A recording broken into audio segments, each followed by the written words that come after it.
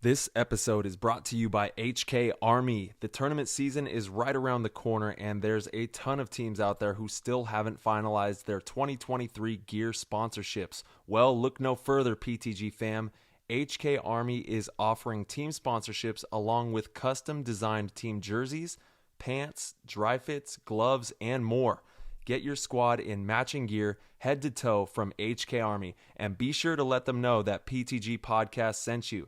To get your team sponsored, simply email teams@hkarmy.com and ask for the HK Army sponsorship program. That's teams, Teams, at hkarmy.com to kick off the 2023 season in style with HK Army. This episode is brought to you by Lone Wolf Paintball. They are an amazing online supplier and have been around since the beginning of the game as Michigan's premier paintball field and paintball supplier since 1987. They are rapidly expanding into the online retail space and supplying everything you need to be the best paintball player you can be.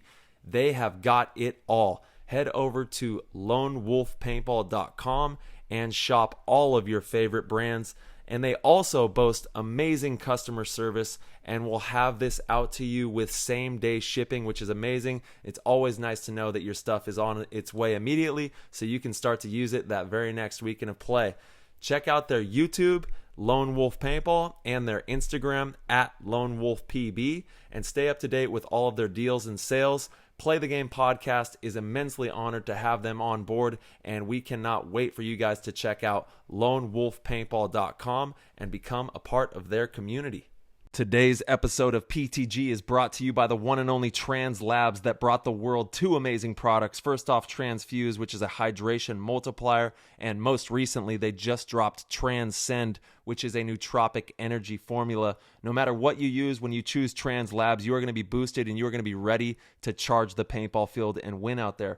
With Transfuse, that is a premium rapid hydration multiplier and immunity fortifying formula scientifically designed to replenish you at the cellular level. And they use all natural ingredients in this product. We've got zinc, we've got vitamin B6, we've got vitamin C, sodium, potassium, choline, and it is an amazing way to make sure that you're hydrated and prepared to play top-level paintball. When it comes to Transcend, that is a premium nootropic energy formula designed to increase cognitive performance, elevate mood and clarity while supporting long-term brain health, and it's going to leave you feeling great with no crash or jitters. It's one of the only products in the nootropic space backed by research studies to ensure the formula is correct for optimal performance. It is more potent than anything on the market, and it will keep you charged and ready to win out there. I take one scoop, but if you're stimulant sensitive, take a half scoop. And if you want that LFG dose to launch to the moon, dump 2 scoops in your drink and you are going to be flying down that paintball field.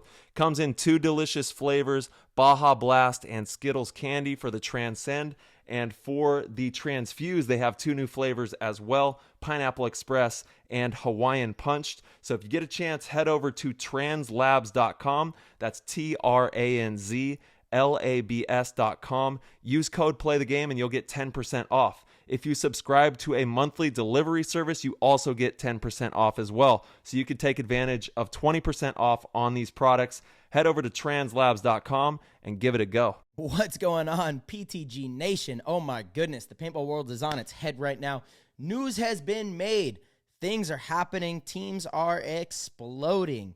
Dalton Vanderbilt, one of the best players of all time, best Dorito player in the game, one of the best attackers, has gone to Edmonton Impact. Gonna miss him, love him, one of my best friends, but also very happy for him. And then you have Alex Goldman, Kyle Spickett, and Justin Rabikoff just made a big move to AC Diesel. Obviously, everybody's up to date on this. You guys are not hearing this here first, but we do have Mark Johnson, the man that made it all happen for AC Diesel, on the show first, and followed up by one of the greatest conversations that we've had here on PTG with Sam Monville of Houston Heat. Sam is an OG in the game, keeps it incredibly raw and real. Sam is awesome. If you guys have not really gotten to hear much of Sam, which I assume you haven't, he's pretty low-key, you guys are really going to enjoy hearing his take on all of the different things. Sam Monville is fantastic and a hell of a player. So without further ado, we are going to hop in the show. That was an insane inside move by Marcelo Margot. Great communication. And the crowd starts chanting Harmon. Great shot by all the guys. So Tyler Harmon saved that game. He came out with 2 wins. Marcelo Margot was on fire.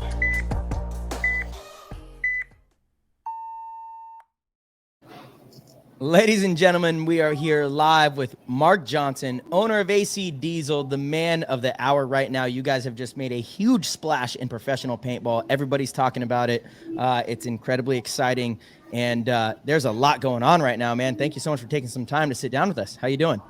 Doing great, man. I appreciate the opportunity to come in and talk about this new venture we're about to go on here. Yes, sir, man. Stacked roster. And just so everybody knows, my man has dedication to the game. He's tapped in at Starbucks right now with that good internet, having a nice coffee. So we're very appreciative of your time here. Shout out to the Starbucks. He's holding it up for the YouTube. And we've got some news, my man. Holy smokes. The last 5 days in paintball have been insane. And we've seen some big switch ups and some big movement, some big action between the pro ranks at the top of the. And it's crazy because this is at the very tippy top. These are big boy moves. So we're excited to see how AC is going to perform in the 2023 season. Ain't no reason why the boys can't come out and just be swinging and having a great year, because you got a ton of talent and a ton of heart and dedication out there, and an amazing field. Might I also add, Paintball Fit is out there, and that's where you guys will be training.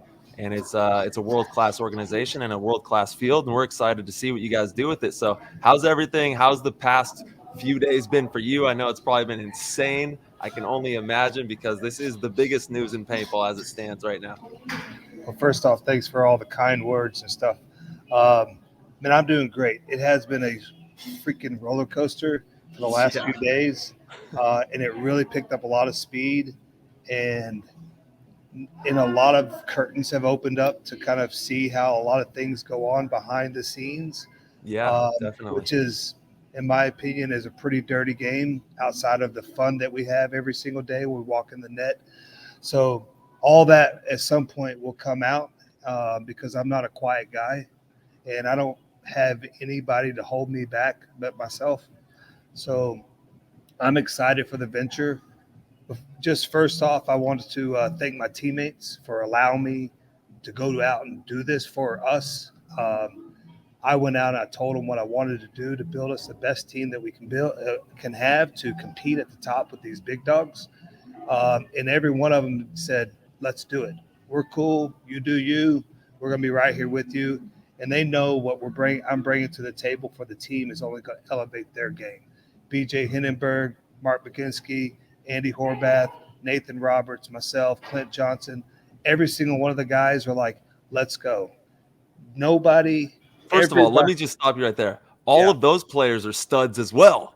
Like, exactly. It's not just like, is Clint coming back? We'll table that one.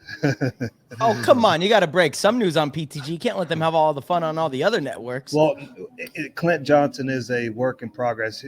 Clint's my son. He's been my main road dog for so many years. He needs to focus on making his career right, and he's got the really good job right now. But he is there to come. He will participate with us this year. Awesome. So at what level and how many events he can make, that's totally up to him and his work schedule. So the door is always open for him, because he is my right-hand man. So he's always got a spot with me. I just want to say how cool that is. And when I learned that a few years back, I obviously guess have the same last name, but I didn't realize that was your son until a few years back. And when I learned that, it was one of the coolest things to me, because I started with my dad. Paintball was literally the thing that I did with my dad that made us closer than ever. It was what built our relationship. Tyler, I know, has a similar story with his dad. And for you guys to do it like at the professional level is pretty crazy. Like how did, before we get into all the other juice, how the hell did that happen? How did you guys kind of work up through the ranks together? Well, first off, I'll be completely truthful, because I don't like telling lies. He's not my son. He's just he's my main road dog. And we portray his son and dad situations for so many years. I was his best man at his wedding. He was my best man at my wedding. We actually just all played at the same paintball field together where they just built Giant Party Sports. They used to be called Fort Paintball. Clint was a kid. Dimitri was a kid. TJ Danner was a kid. All these guys were kids, and I was just beating up on them all the time. But now they're my main dudes, you know. So I've been bamboozled this whole time. Yeah, pretty much. Get out of here. I'm heartbroken. Yeah. I can't tell a lie, man. That's just not in my nature. Someone had told me that years back, and I was like, I always knew you guys had the last name, and then they said that. Oh, what a letdown. We're going to go with that. Where's the womp womp? Got him. Yeah, that's sad. Yeah, but he will call you. He will tell you that I'm his pop. So it's all good. Okay. So that's where it came from. All right. Yeah. I wonder if there's ever been a father-son combo that have played pro together. Well, we got it right now. Zach Long and Bob Long? Yeah. Did they play pro together, Ty? Oh, yeah. Okay. All right. And then this kind of counts. We're going to go with the story. Mark, let's go with the story. Yeah. It fits better. Keep running that. Yeah. Yeah. Okay. The last few days, man, has been a complete roller coaster, dude. And I don't know if a lot of people knows what goes on behind the scenes with these big super teams, but it's a dirty game. And how so? Take a guy like me and AC Diesel, right?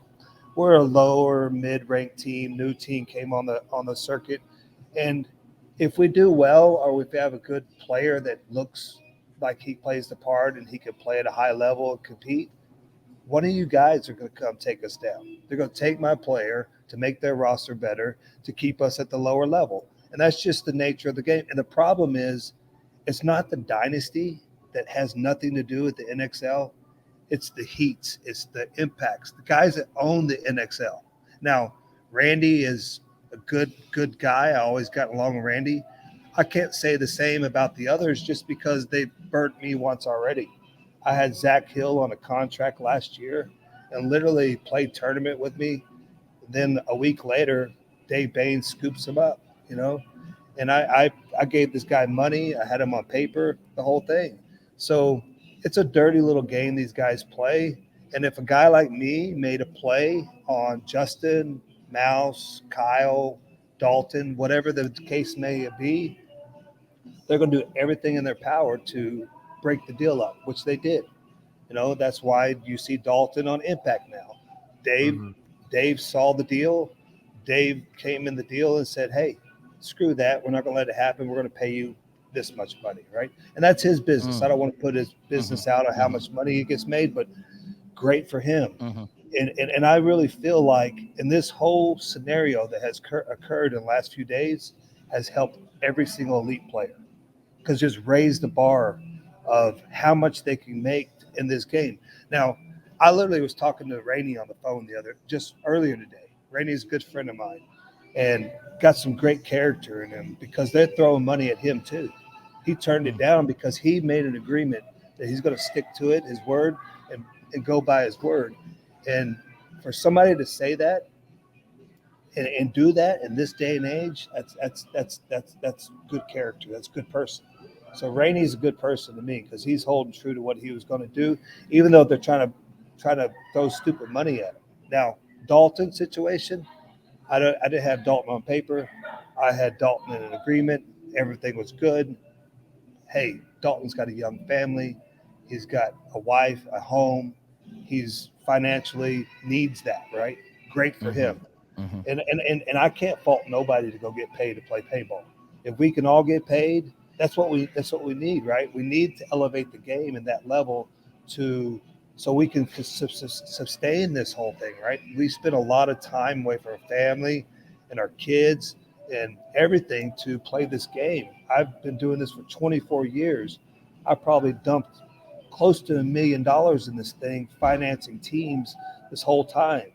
And so I just got tired, man. I was like, fuck it. I'm tired of not, excuse my language, but I'm tired. Let it rip.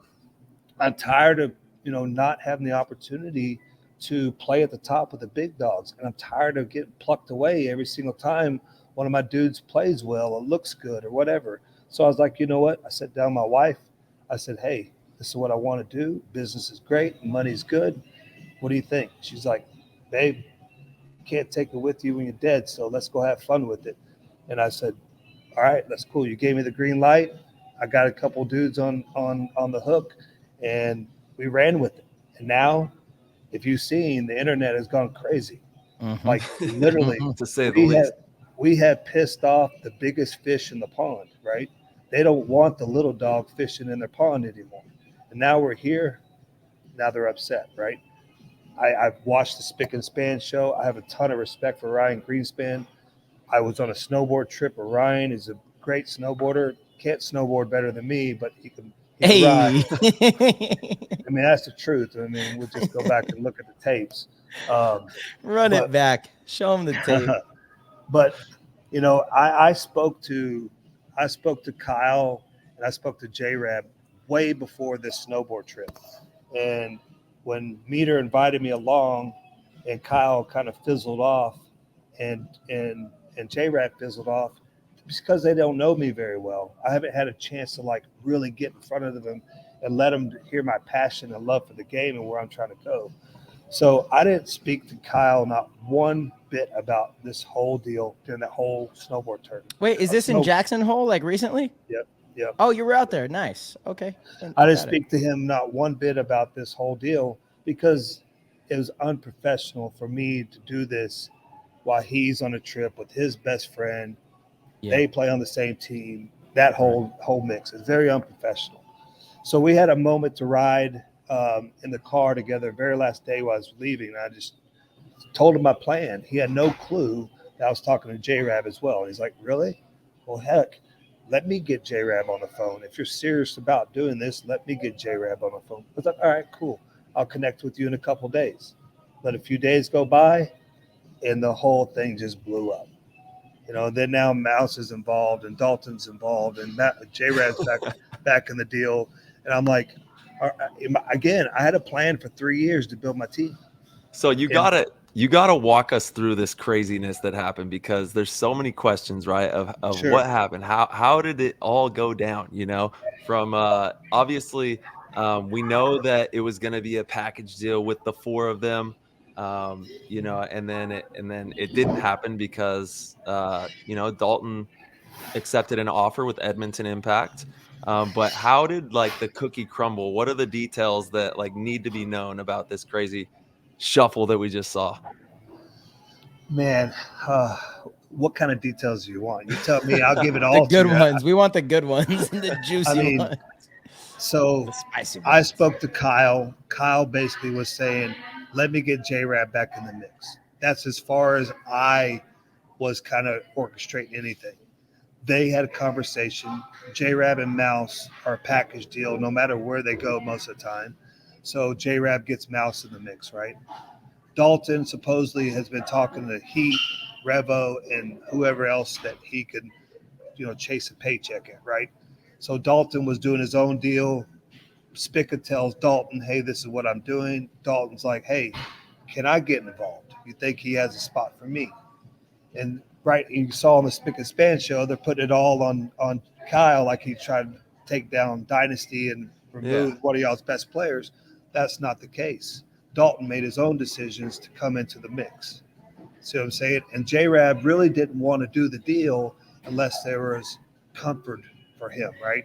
Mm-hmm. You know, he doesn't know me. He doesn't know my guys. I'm really good friends with his dad, so I'm playing the dad role, like say, hey, Steve, help me out. Talk to the guy, let him know what type of person I am.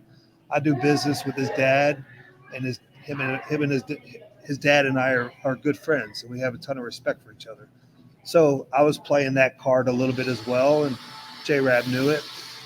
And then the whole thing came together, and then once Kyle and Dalton left the team, and then literally probably within an hour, Mouse and J-Rab leave their team. Dave calls up Dalton, makes a move on Dalton, sweetens the deal. Dalton calls me up after he agreed that we're moving forward, and we're all four moving forward, and the deal is done. Send it to the top. Let's go. Sending me a green light, telling Greg Pauly, I love you. Let's go. Right? The deal's done. 4-way deal. We're building the team. Well, here comes Dave Baines. just lost Mouse, just lost J-Rab. All the money that those two guys are getting, he backs up the truck and gives it to Dalton. So y'all know possibly how much those guys are making. Now you know what Dalton's making, right? It's a lot. Bless him, right? Bless him. Yeah. His family is going to do He's the great. highest paid player in the league right now. 100%. And he deserves it, right? I We agree. all deserve it. We all deserve it. Mhm. But the problem has been, if you just talk to these elite guys, these few elite team owners have been putting a cap on you guys for so long that doesn't allow you to get to that elite status level, right? So when I come in here and I make a play of like, hey, I'm going to put a little bit more money out there to make this work for me, right? Now I don't know y'all's pay structure, but I know that you're not making what these guys are making. And now they're like, hey, fuck, I've been doing this for 6 years on Impact. And now Mark comes in here and is like, sees my value a little bit more. And then I've been asking these guys to give me money for so long or give me a raise, and they don't do it. I mean, it's kind of a slap in the face when they turn around and give all the money to Dalton, right? That's just my personal opinion. But you also have to take in consideration all these teams on the lower level have been getting poached by these top level teams for how many years? Forever. Oh, it's from the beginning. Forever. And then when they see this small fish come out of left field and hit them with the same game they're playing, they're so pissed. They're so angry. Dave is flipping his shorts right now, right? Bart is like having to dump another $100,000 in the team to go after the next player that I was going after. So the word was, once this whole deal went to put together, is that, all right, Bart calls Dave and says, hey, I got another $100,000. Let's go after whoever Mark goes after, right? Or let's make a play on a dynasty guy to hurt that camp even more. So there's $100,000. Now they're trying to go after Rainey. So now try to take the next best thing, which is a Rainey. I'm sure they probably called you two dudes, right? If they haven't, they're probably going to, and they've got $100,000 to fucking spend, and they want to. And I apologize if I'm too open about the financial side. I love this, Mark. Hey, real quick, Mark, if you don't mind, I would like to interject here.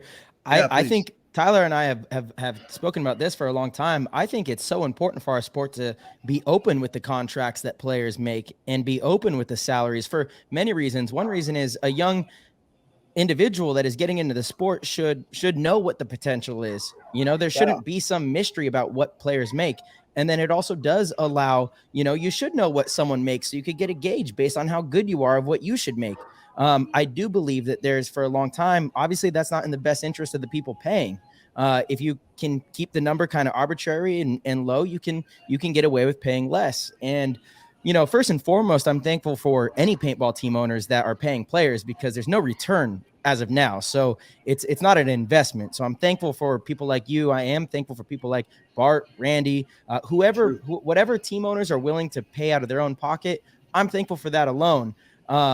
I would like to clean up some of the messiness. I wish there were more solidified contracts in the game, but I think it's hard to put players on contract when some players aren't even being paid, right? Or some players are paying to go. It's like if literally the day before the first event, a player that is paying to play gets an offer to get paid to play. Man, I look, I appreciate your word and that's important, but damn, that's a hard thing, right? Like there's no base minimum. I wish there was a minimum across the league. I don't know how to do that. I don't know if that's something where, Go Sports, they make a lot of revenue off of, our likeness and our competition. Maybe there's some sort of basic pay that I don't know. I don't know the answer. I truly don't, but it's hard to have like mandatory contracts and openness when some players don't get paid. I don't know. What do you think?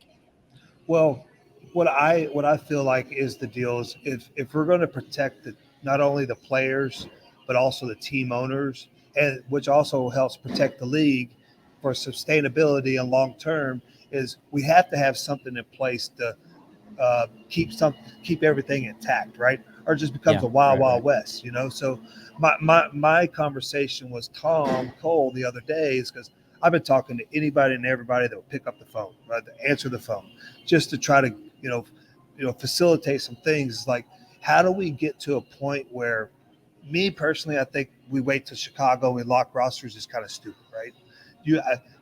I invest so much time into a player and Sure. practices and gear and flights and all that stuff, and then to come after event 2, Dynasty drops a $10,000 offer on the guy, or whatever it may be, right?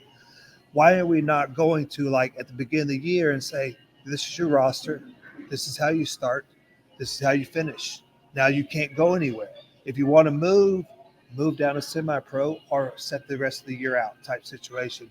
And that's where players make that agreement that, hey, if I'm going to compete at this level, then I have to go into some sort of agreement.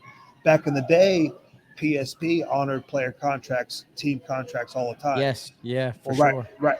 But the NXL doesn't want to go through that muddy water because it is a legal issue where it could be like, Yeah. The right to work Can't type enforce it. situation. Exactly. Yeah, exactly. But in the same sense, it protects all teams, though, and all players. So that's where That's definitely, it's coming. I mean, without a doubt, it's coming. I just don't know, in the landscape of the game right now, there's so many players that pay to play. Like, so it's like Marcelo, alluded to, we still have a long way to go. And it's definitely like all these things, we're still such a young sport, it's the Wild West of sports with paintball. And, as we grow, we're going to have to mature, and we're going to have to, navigate these different terrains as they come to life, because it's just what's going to happen, and we'll hit the ball when it's sitting over the plate and keep smacking them out of the park. But here's one of the biggest frustrations I have. I'm a customer of the NXL, right?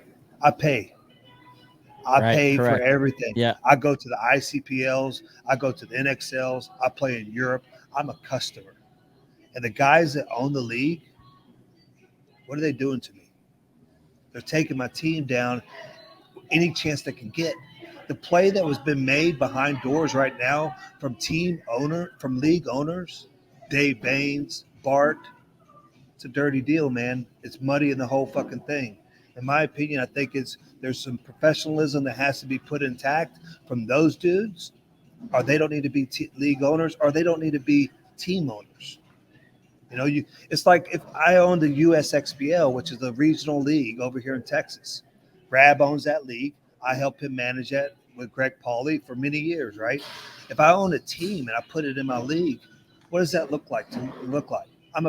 It's going to be some biased stuff going on there, right? So they're playing a game that we don't even know about,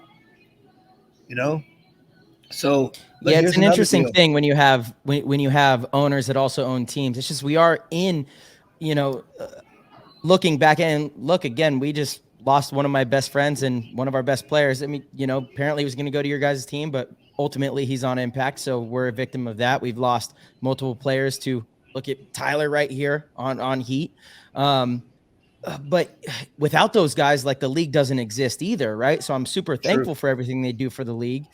But I see what you're saying. There's definitely a we're like Tyler said, it is still kind of the Wild West. We're so early in our development in this sport that it's really difficult to manage. Because what do you do? Say, okay, you can't own the league and be a team owner. So then, all right, do we lose 2 major pro teams, or do we lose a league? I don't know. I'm not sure what would happen. It's like, it is a very, very difficult situation. I know in other sports that's definitely something that's frowned upon, right? Like, you can't have those kind of ties, but we're not there yet, So what do you think the appropriate steps are? Are there maybe, I don't know, like, again, it's that whole right to work thing. You can't really enforce certain contracts. So what do you think the appropriate steps would be, Mark? Well, first off, let me explain. I'm very thankful for Bart and Randy and Dave and Ryan Smith. Those are the guys that are owning the league. I think there might be one more out there that I don't know about. But if it wasn't for them, we wouldn't have what we have, right? So I understand what we have and what got us to this point, right? So I don't want to underappreciate those guys for what they've done. But I've been burned by one or two Sure. of them, Sure. and it still has. But I don't know No. what the answer is. I really don't. Yeah. But I just feel like it's a dirty game that it's very tough for, let's just say, a team that doesn't have a lot of money, that are not willing to spend a lot of money. I'm just going to throw a team out like NRG or whatever. Now, Allen has a shit ton of money, but he's not going to put all this money into these players and do what of these other teams. So it makes it, really tough for us to compete if we want to win. When they got, Marcelo and Tyler and Dalton and all these guys that they just huddled up in one team that are the best paintball players in the world right now. We don't have a chance unless we play the game. So I played the game. I came in from the right field and just came in and fished in their pond, and now they're very upset with me, and which is fine. I'm excited for those games when they come in, when they're going to be riveting. Yeah, Mouse is ready. J-Rab's ready. Spica's ready. Yeah. I just got off the phone with BJ. BJ's excited as he's ever been. My boy Ice, Mark Baginski, he's ready. And, Andy Horvath, he's ready to slice people's heads off. Yeah. So, Dude, shout out to Shane Howe, the 50-year-old vampire assassin out here. He's still getting he's my dude. You offer a very unique perspective in that, Mark, of being a team owner that is trying to build a team, paying to play, paying to participate in this league, and owners of the league that you're paying money to also own teams that do come along and acquire your players. That's a weird dynamic for sure. There's no doubt about that. That's a very strange dynamic. I don't know what the answer is with that, again, because as I've never really quite looked at it as like from a paying customer standpoint, even though obviously Dynasty pays to play in that regard. That's a very interesting way to look at it for sure. And I don't know what the answer is because, again, I know we need them. I know that they do try to do their best to give us the best league that we could play in. I think they've done a fantastic job in many ways. There's a lot of stuff that we criticize on the show too. But at the end of the day, it's the best of what we got right now. But I just don't know how you fix that, how you solve that problem right now. I don't either, but I would say mad respect to Tom Cole. Tom Cole is, in my opinion, is probably the best thing for us right now to grow our sport. Yeah. He's hands down loves this game more than anybody else. He would pick up my phone call right now if I called him, just because he's that type of guy. Yes, but he's there's other people funding this whole deal. He's just steering the ship, right? And he's done a great, amazing job doing it. The 10-man series, putting that together. So we've got a great thing moving forward. I just feel like those guys that are owning this league need to look at themselves and decide if they want to keep destroying the teams that are paying them money every day. So in our Discord, sure. we have D Big Wolf, and he's in the chat, and he is wondering, how is the team being funded? Are you're taking care of the whole thing? My God. Yeah, where did this come from, Mark? It seems like, honestly, it's kind of an inappropriate question. But it is kind of out of nowhere, right? I don't think anyone expected Diesel to splash on the scene like this and acquire these big name players. So one, what finally flipped that switch? And two, are you guys done? Are you guys done picking up players? Why the switch flipped is I'm a competitor just like you guys. You probably see me out there on the field. I'm a fiery dude. Dude, are you kidding me? We saw the ultimate shootout, bro. Yeah, check it out. Go on YouTube. One of the most watched paintball video out there. Yes, sir. So I'm a competitor just like you guys. I may have a gray beard and maybe much older than you guys, but I'm ready to swing for the fences just like you guys are. And I only got so many years inside the net to put W's up, right? Until I go behind the clipboard and I now coach, right? And I'm setting my team up for that situation to, I may have 3, 4, 5, 6, I don't know. There's going to be a point where I can't do what I do, but I mean, Shane Howe can go to 50. I can at least go to 55 at least. So Hey, Dude, how old he's are you now, built- Mark? I'm 47. Okay, nice. So I and got same plenty- age as Ryan Greenspan. You're good. Yeah, yeah. And Ryan Greenspan was on my on our Masters team over there in Europe. I mean, you were there. You saw it. Yeah. He played okay. He played okay. I think he won a 1-on-5. No, yeah, he did. It was badass. Yeah. We were like waiting for the game to start, and Ryan Greenspan's out by himself, and he freaking runs by and shoots everybody. We're like, the guy didn't even know the game started. So good for him. He actually it was a 2-on-5. There was one guy that made it to the box at the very end. Oh, okay. He left that part out. Yeah. He left that part out. Of course he did. Yeah, that was my boy Roy over there in Hawaii. He Nice. he made it to the box, pulled his gun up, shot one dude, and then he shot him. Then Ryan shot the other 4. Awesome. Love that. So Okay. so yeah. So are you? Yeah, okay. You wanted me to know how I'm funding this whole thing? I own multiple businesses. I work my ass off, and I save a ton of money. So again, my wife said we can't take it with us when we die. So why don't we just have fun with it and enjoy life, right? So that's what I'm Love doing. that. I love that, So- dude. It's amazing. And paintball's been part of my life for over 24 years. It'll be the 24th year I'm playing paintball. From the very start, Yeah. the first time I picked up a rental gun and went out and played. So you guys have been in the tournament scene a little bit longer. I've been playing paintball as long as you guys have as well too. But so I got to a point where it's like, I've won multiple pro spots. In 2019, I won a pro spot in Europe with Amsterdam Heat. And then 2019, I won a pro spot with AC Diesel here in the U.S. I won a pro spot with Trade My Gun Outlaws. Won another pro spot just this year over in Europe with the Austin Notorious guys. So I've done all that. I won all that. I've done that in the lower levels, right? And I worked my team up from the very bottom up to the pro, and we won our spot.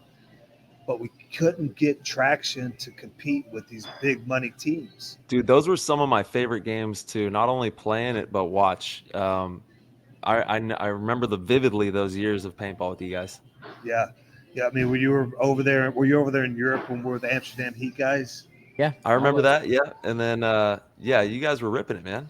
Yeah, y'all had the Marcelo. You had the Kings. What's that? Golden State. Yeah. Yeah. Golden State Kings. Yeah. Yeah. So we were playing over there, and I funded a lot of this stuff to get us here, and got to the pro division. We've done okay. We made some Sundays, but we definitely have our challenges, right? But again, I need to win. I want to Totally. win. I want to compete with the top, with the dynasties, the Heat, the Impacts. So, would you say that's kind of where the wound kind of started? With that program, maybe how many years ago was that? Which one? When you guys made it to pro, 2019. Yeah, 2019. So that, and then you were so close. You made it to the finals as well in a tournament. Yeah, in 2020 we went to Vegas. We made it on to Sunday, and then we set out however many events till World Cup came around. Yeah, And then we made it all the way to the end and we finished 5th. We got knocked out by Damage. That was the last year of AC Dallas, and we beat them, which was for me and my guys to beat AC Dallas has been beating us up on us the whole time was amazing. Shout out to the Jackson brothers, John Jackson, Matt Jackson, good people. But we got to beat them, which was awesome. yeah. But then we got here, and we just haven't gotten traction, man. We're losing players. We're bringing up young talent that doesn't give us an opportunity to win. So this is where I decided. I was like, I'm turning the page here, and we're going to build a team. It's going to take 3 years, and I'm going to do it one or two bodies at a time. Now, J-Rab and Mouse and Kyle and Dalton, they all made it happen right now. So it's going to save me a lot of money to do it right now versus over the course of 3 years. I'm going to start I feel like we're going to put wins on the boards here real soon. We got to learn to become a team on and off the field. That takes time. I understand that. So I'm realistic with the deal. But Mouse and them we're doing this. This right now. It's all synchronicity. At the end of the day, they got to just get on the same page. But we're talking about some of the best players in the world stepping into your organization, and that's also going to be tremendous for the players that are already a staple and the new additions as well. There's how many total pickups did you make for this? What was it, 6? We picked up 5. Yeah. So we picked up Shane Howe, which in this day and age, with 10 man, you have to kind of play that game a little bit too with your roster. So Shane helps us a whole lot on the 10 man team, and also helps us on our X-ball team, right? Because Shane's a stud. I mean, don't underestimate the guy. He's 50 years old, and he only carries 4 pods out there with him. He shoots 1 ball at a time, but he'll shoot you with that 1 ball. So I really feel like he'll be the guy to help come off the bench, give a guy like Mouse or BJ a little bit of rest, come in there and kind of handle his business and do well. But he also helps my 10-man team tremendously, because my age keeps us under the pro cap, and so does his age. Mm-hmm. Mark, real Yes. quick, before we let you go, honestly, I wish we could spend hours with you. We did have Sam scheduled for tonight. He's in the back end right now waiting. But dude, this news has been phenomenal. Do you guys have any plans for any other players, or are you guys done? Is the line drawn now? You're gonna go in, or what? You don't have to tell us who, but yeah, no, I believe we're done. There was a discussion amongst the guys about picking up that 4th body. I feel like they are now comfortable with what we're doing to move forward. So I'm not making any plays on anybody, and having conversations, and I feel comfortable, and they feel comfortable moving forward with what we have. So we're done. We got 10 bodies on the roster, and we're going to fight with that. So Love that, man. I love it. Mark, honestly, thank you so much for being an awesome paintball team owner. These players work their asses off, and seeing people like you come through and reward them for it is really special. Mad respect. I really I can't thank you enough. And you're actually very candid on here. You got a fan in me. I hope AC Diesel does well in any game they're not playing Dynasty. So respect, guys. Yeah. Nah, y'all are going down too, so it's just gonna be that way. we can shake hands and hug later. I know we'll see you guys on the field. So, all right, Mark. Thank you so much, man. Have a great night. You too, Thanks, brother. Mark. Take care. Peace. There you have it. Dude, Mark Straight is from the awesome, source. man. That's the most I've actually ever talked to Mark. And what a great individual. That's amazing, dude. Really awesome for that organization. You know, you take a team like AC Diesel. It's the cool thing to me about it is the fact that it's quote unquote middle of the pack team, right? That it's not one of the high paying money teams that the league has known for the last 10 years. So it's a middle of the pack team that is, it's also totally different than the Latin Saints thing too. That was kind of like hocus pocus type thing. AC Diesel's established. They've been established, and they just came in and made an absolute splash that really shows, half of the league at least that, it's possible, you can do it. But these players are worth money. These players are worth money, and they will spend most of their time studying paintball, getting better at paintball, practicing, focusing, working towards, bringing your team a championship, and it pays off. So, really cool, man. Awesome again to have Mark on. But we do here have Sam Monville in the queue. He's been Sammy. long overdue for a show with us. Sam is an OG in the game. Let's bring him in.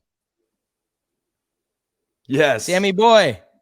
How's it going, guys? Sammy Good boy. seeing you guys What finally. up, dude? What up, doggy? Dude, it's about time. It is We had about the time. barn was on fire, Mark was in there letting it rip and having that some guy. fun. Yeah. That guy's Yeah, absolutely. poured his heart and soul to things, and I'm happy to see what comes with the moves they've made. Yeah, dude. What's your take on everything? It's been insane the last 5 days. Obviously, Impact lost 2 players, Dynasty lost 2 players. What are you thinking? It's one of those things we've all been around. So it's like you see shakeups here, there, everything. And it's like, it's usually kind of the big fish just nibbling at each other. So for somebody that's always been on the outside looking in, I think it's cool for somebody like Mark that has poured so much time, effort, money, everything into this to now he created a massive wave. And it's, it's, we had the whole Latin Saints thing before where it's like, okay, a lot of these big guys where it's like, it didn't pan out, it is what it is, what happened there. But somebody like Mark, you're like, this guy has been sitting there watching all these teams just pick at each other. And okay, this one guy goes from Heat. All of a sudden they're on like Art Chaos, which was an established team in Europe and stuff. And they came for 1 year and then they're back. And then you have some of the Impact guys going in and out and guys going back to Dynasty or off of Dynasty. It's like, it's really, and then you add Damage and X Factor in there. It's like, those are the teams that really it's the moves are coming from. So to see also an AC Diesel is the team where it's like, oh, wow. Crazy. This is a starting lineup for a finals match consistently with those players. That's what those players have done with their careers. So now a team that's been trying to get consistency for Sundays to have consistent finals players, it's like, oh, this is a real deal thing. Yeah, you're not lying. And like, I know you have been with Heat and with the teams that you've played for a tremendous amount of time, and you've stunted your whole career, stunt daddy supreme, flying down the field, mullet blazing in the wind. You know what I mean? Just flying. I'll be alive to hit the buzzer for somebody. That's the game. That's the game I play. My first Sam Monville experience, obviously knew who you were before this, but my first real experience of realizing how good Sam was losing a 2-on-1. It was me and Malloy against him in the finals in overtime in Phoenix to settle the Galveston event. I don't remember if it was to settle the Galveston event or if it was the Phoenix finals, but they played them both at the same event. And Sam Monville was in a small cake in the snake corner and shot both of us to win the tournament. I was like, wait, what just happened? I mean, heartbreaking way to lose. And, from that moment on, I've just seen you pull stuff like that again and again. And it's funny because like none of us got onto a pro team being the 2 or the 3. That's not how the game was played. Yeah, right. You were the guy that had to go. It's just like, hey kid, go run over there and hurt your body. And you're like, all righty. And it's funny because I never liked doing that. Like I was always like, but I knew what I had to do to get to where I wanted to be. And it's funny because me and Chad George played D3 together. And my whole thing was, oh wow, play blindside tackle to keep Chad alive and like make it as easy for him as possible, and we will win. We will do well. And so I always liked playing that too, and working with a front guy, and then like kind of closing and stuff like that. And then when I got pro, I was like, I don't get to do this anymore. And then it's like when we started up Heat, I was like, I think it's my time to go back to that. Like I think I get to do what I enjoy the most out of the game. It's happening.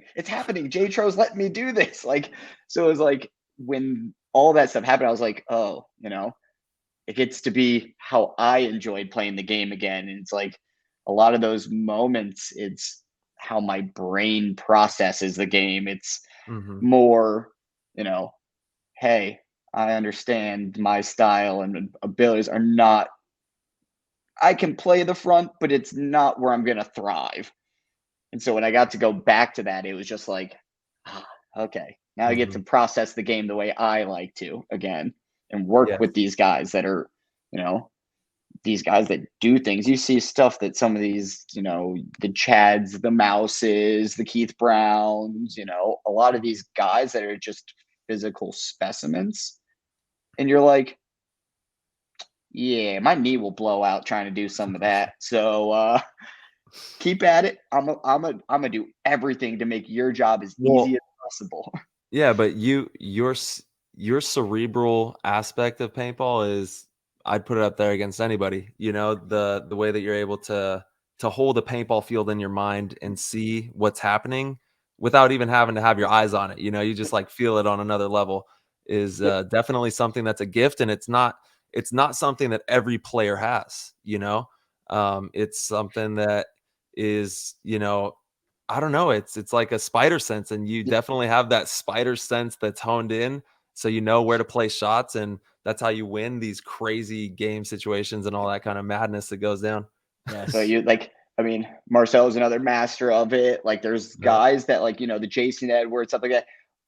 there's something in your head that goes, if I was that guy, I'd probably be going, and you don't even look. You just like one hand kind of shoots the balls, look, and you're like, oh yeah, shot that guy. And it's like you just go, timing is on. They should be doing something like this. And you just start throwing. You're like, oh, okay, yeah, I guess. You know, I'm not going to tell people that is like I had such a skill check. It was just like the spidey sense went. I threw something there. The guy happened to go through it. The spidey sense is a skill, but it's one that you're like, kids, I could give you clinics every day for the next couple of years, and I can't get you to understand this. It's just, it starts developing its own legs, and each guy does it their own way. It's like, you know, what I tell Jason Edwards how to hold his gun, or like when Damian was just stunting, shooting one hand, run up the middle, and then all of a sudden just standing sideways. And you're like, hey, kid, don't ever do this. Don't do that. Like, dude, don't ever do this. But you can't tell those guys not to. We just, you know, I used to be a little more hardcore in clinics when I was teaching like fundamentals and how to hold your gun and stuff.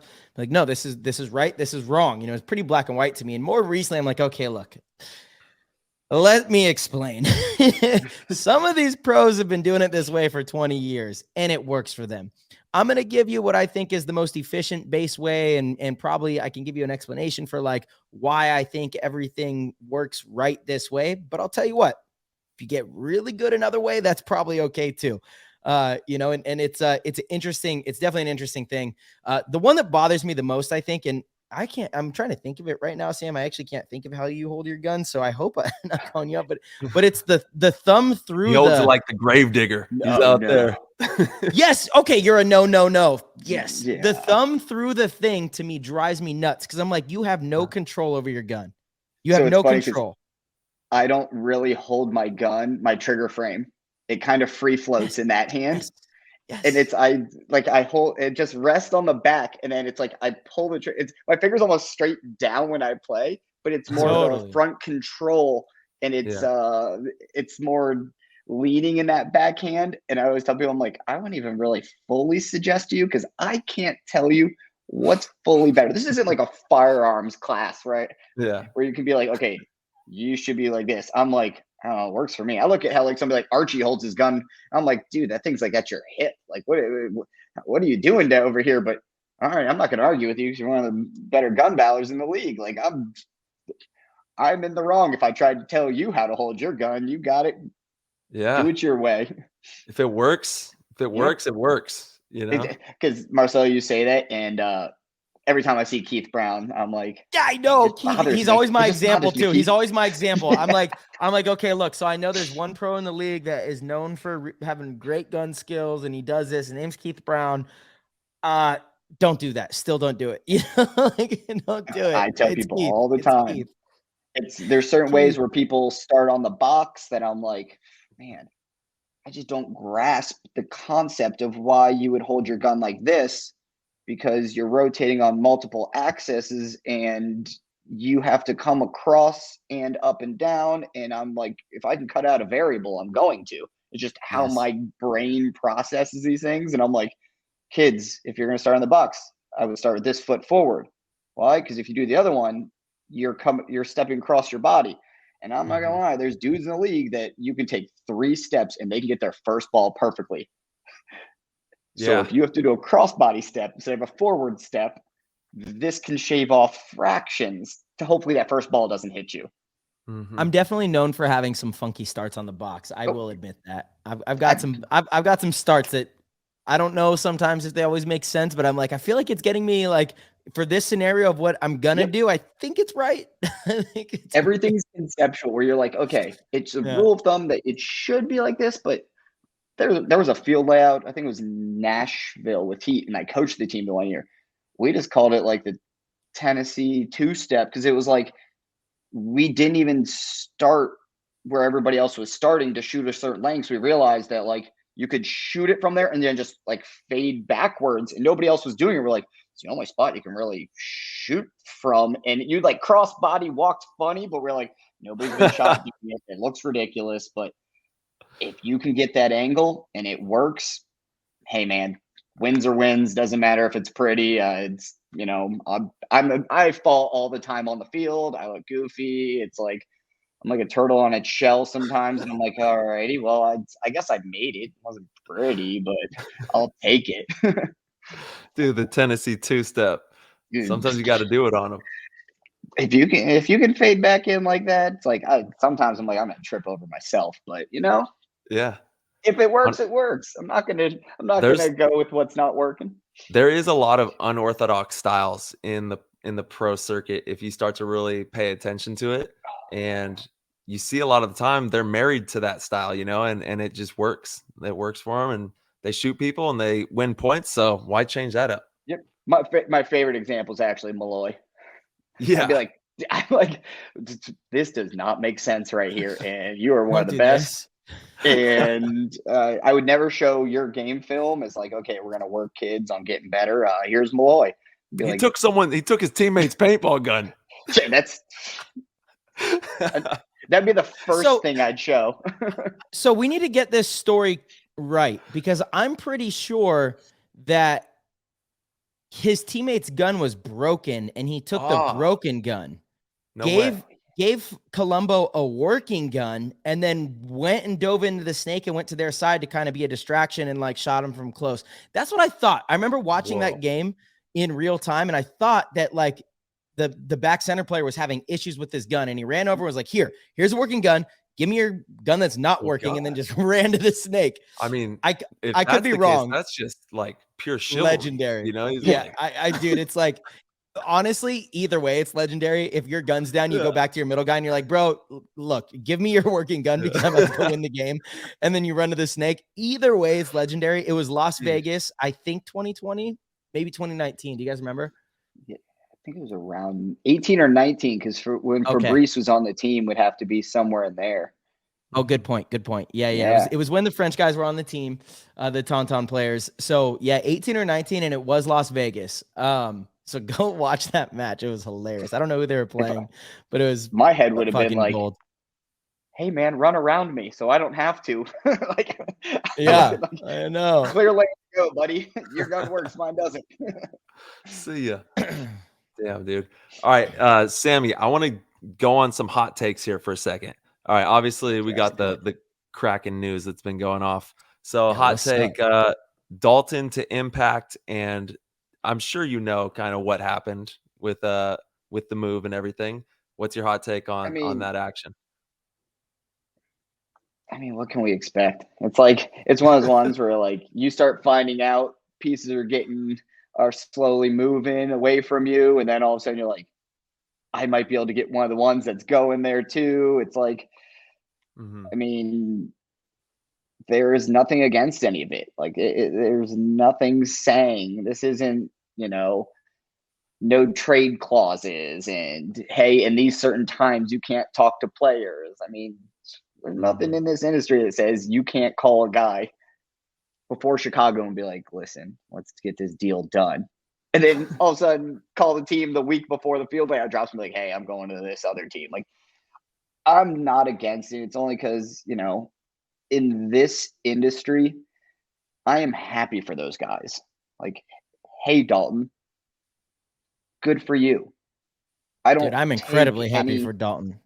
Yeah, I don't take any personal thing in that, because it's something I've been preaching, especially when the Latin Saints thing happened. I was like, all you people want to be upset about these guys getting paid from this high paying team or this one, blah, blah. It's like, how about you worry about these teams like level up, they're paying their own flights. The floor is zero, guys. Yeah. So why are you worried about Patrick? The floor is Mahomes' negative. money? The floor is paying. Yeah, the floor is actually negative. The floor is paying. Yeah. Yep. And it's, we want to tout this as the pro division, and these guys are making pro decision moves, and we're upset with them for when you use the term professional and they did something professional. Why are we upset about that? Dude, ESPN, that show is crazy. If you like pro sports, holy smokes. Yeah. I don't think there's really a single pro paintball player that is truly prepped and understands what it would take to be under the scrutiny of real professional sports. I like to think that I could handle it. Tyler's pretty poised in a lot of situations, one of the more poised individuals that I've ever met. I still think we'd be like, wait, what? Hold on, what? Everything's getting aired out like this? It's crazy. It's crazy. We're in like the Wild West now where you don't really have it as in our sport. I do think we need it. I think we do need to start moving towards a little bit more of a professional, but that starts with having some sort of base compensation, even if it's that's my big yeah, totally. There has to be some sort of, otherwise you can't stop somebody from going from paying to play to getting paid to play. And Dalton's somebody who, he's highly sought after. A lot of teams want Dalton. He's played for a massive pay cut for us for a long time. And for him to get the payout that he did, I'm incredibly happy for him. He's got a family, he has a mortgage. He's got everything. We all have these things, right? And for it to relieve some stress off of somebody that I think is just an amazing person, more power to you. I'm happy about it. I talked to him, the same thing when Tyler left. It was a very similar situation, right? You guys are my friends first. Teammates are second. Paintball's third. Friends first. So does this really make your situation better? Now, I'll feel some type of way if like you're leaving because of me, if it's something like that. But look, if you're putting yourself in a better situation, that's going to, be better for you and your family. Hey, that's, look, play this game for a long time, and not only do players like that kind of raise the bar so that it could be more of a standard, we dedicate our entire lives to this.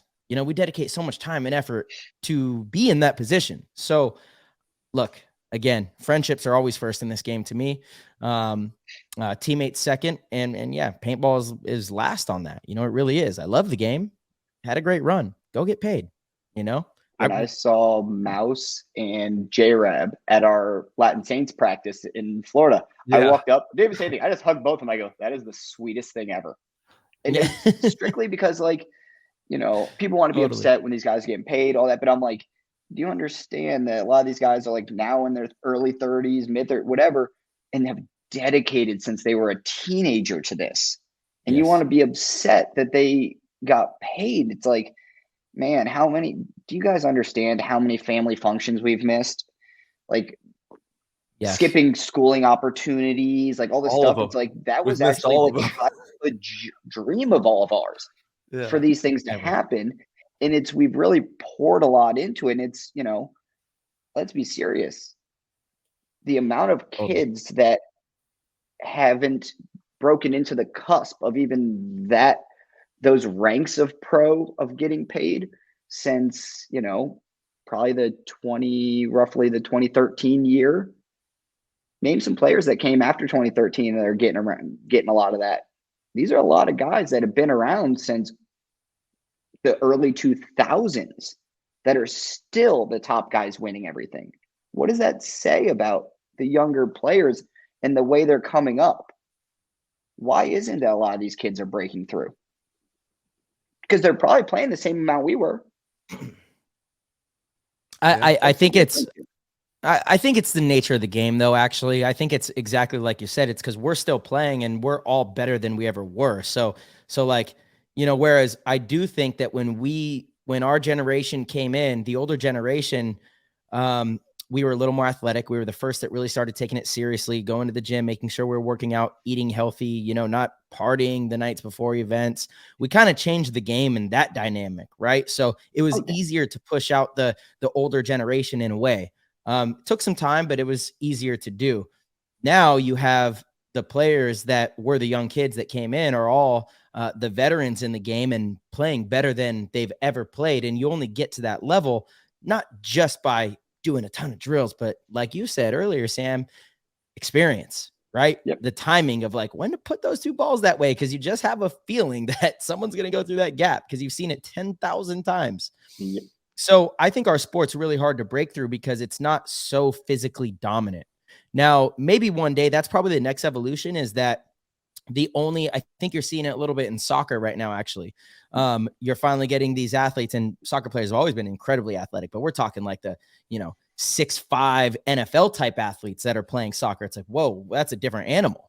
I think there will come a point in paintball where the athletes are so top tier, so just naturally gifted that you pair that with the mind, and it's like we will be obsolete. You know, we'll be the Mickey Mantles, the old school kind of players that are like, yeah, they were the best of their time, but they couldn't hang today, you know? And it's just kind of the evolution of sports, really. But in paintball, you're seeing that right now. It's these new kids are coming in, but they don't make the same decisions that we make, you know, on Sunday in the big moments, because they just haven't been there enough. It's that, me and Moorhead talk about it a lot, is we've all played through generations of different formats. They've been playing consistently in it. So like between 10-man and 7-man, that style is so much different. And we've had to count bodies and understand, like, oh, if we win with 4 bodies alive, did you get a flag hang? Did you not? And we've ran the gamut of being top tier players throughout different formats. So we're not as much the best X-ball players, we're the best paintball players. There's a reason when you watch, like, even nowadays, a lot of the 10-man events, the people winning them, there's a lot of old school, like Todd Adamson's one of my favorite. That dude's just a winner, and he still has it. And a lot of it's just his mind, but he played through multiple different formats, and that timing of like, that guy should probably go. Well, you develop that, especially in formats like 7-man. 7-man was like, that's all it was. It was all just teamwork and then communication and sneaky moves, to where now everything's, when you condense the field, you start making it like you see a lot more in your line of sight. So the spidey sense isn't as used the whole game throughout, because some of those 7-man fields, you just didn't even see somebody for a little while, and all of a sudden a dude pops up almost on your side, and you're like, I should have known that guy would be that. Just the way this field, you go on the Angel field, and it's always little pipes and like everything. It's just, I think a lot of the we've seen so many formats and styles and played through them. True, even gun formats, true semi, 15 balls a second, 12, 13, 10. Like we've seen a lot of variables to where it's a lot of that stuff I do think helps, because we've just always adapted and adapted and adapted and able to stay at the top. Yeah, that's so true, man. There's been so many different changes over the last 20 years that we've seen, and you have to be on your P's and Q's with every single one of them and be the best at that new variable, you know, whatever they throw at you next. It's hard. It is hard when they change it on you. You're like, we got a wall. Now we got nothing. Oh, there was an X. Now it's an A. It was like, you just see it all, and you're like, I'm in. All righty. I'm a paintball player. I'm not an X-ball player. I'm a paintball player.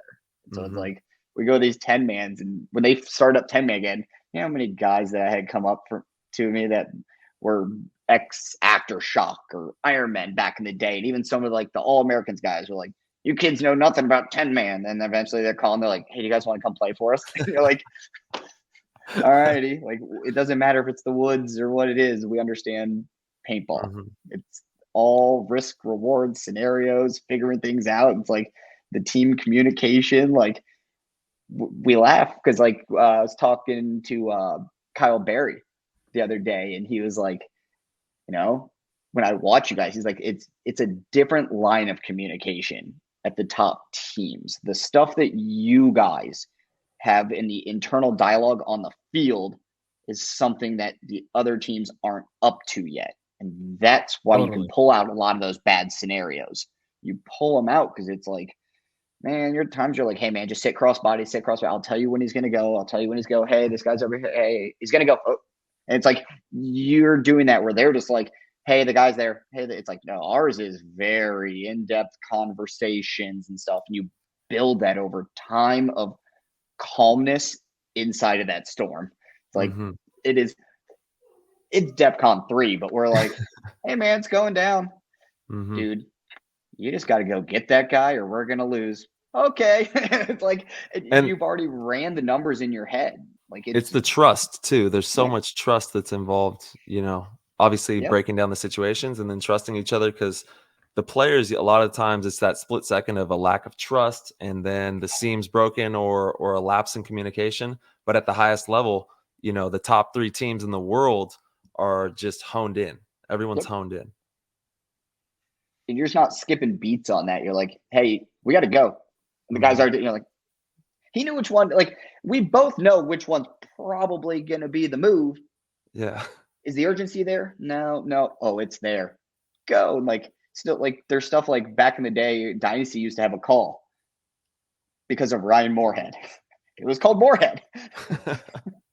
And it was literally about, like, that dude's the only guy on this side. Don't let him run down and win the game on you. Because Moorhead made it, like, man, back in the day, that dude was sticking everybody with his down bodies. I mean, they started a 3-on-1. I think it was from their spots against the Naughty Dogs. And they, like, the scoreboard broke, everything. They're like, they start them in their spots in his board. And they said, go. And he just ran. He just bunkered on 3 of them. Dude. And then they were like, no, we started it wrong. You have to start from the box. And he goes, but I just won. Yeah. Like, no okay, way. No. Yeah. So he goes, screw it. I'm trying it again. It didn't work out the second time, but it was just funny. He's like, well, they knew what I was going to do that time. It's like, dude, to this day, Ryan Moorhead is one of my favorite paintball players of all time. And he will still run you down. That boy has got it. You know what I mean? I love being able to play by Ryan, by you, Sam, our whole crew. We got a bunch of stallions on the squad, and that guy is just hungry too. It's in the eyes. It's really in the eyes of a player. You can tell, exactly what's going on and where they're at and what they're trying to accomplish. And that fucking guy, dude. That guy's when you talk about the definition of a competitor, yeah, it doesn't matter. Like, man, we will literally be like, hey, man, look at that water bottle over there. And he'll look at you like $50. I can hit it with a rock and you can't. And you're like, dude, he just anything, everything. We can compete on anything. He just loves competition and competing and trying to be better. And it's like that drive. I mean, he's been pro since probably what? 1967. Yeah, pretty close. Right. When did they make the American flag?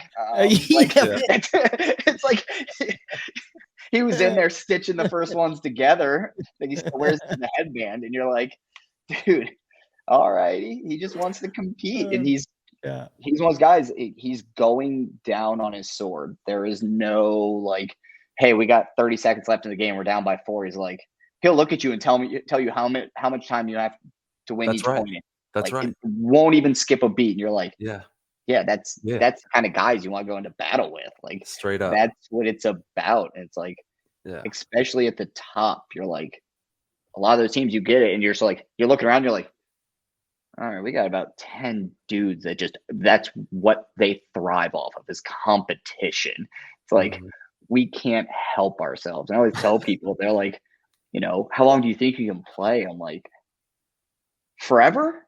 The answer is forever. And it's mainly because like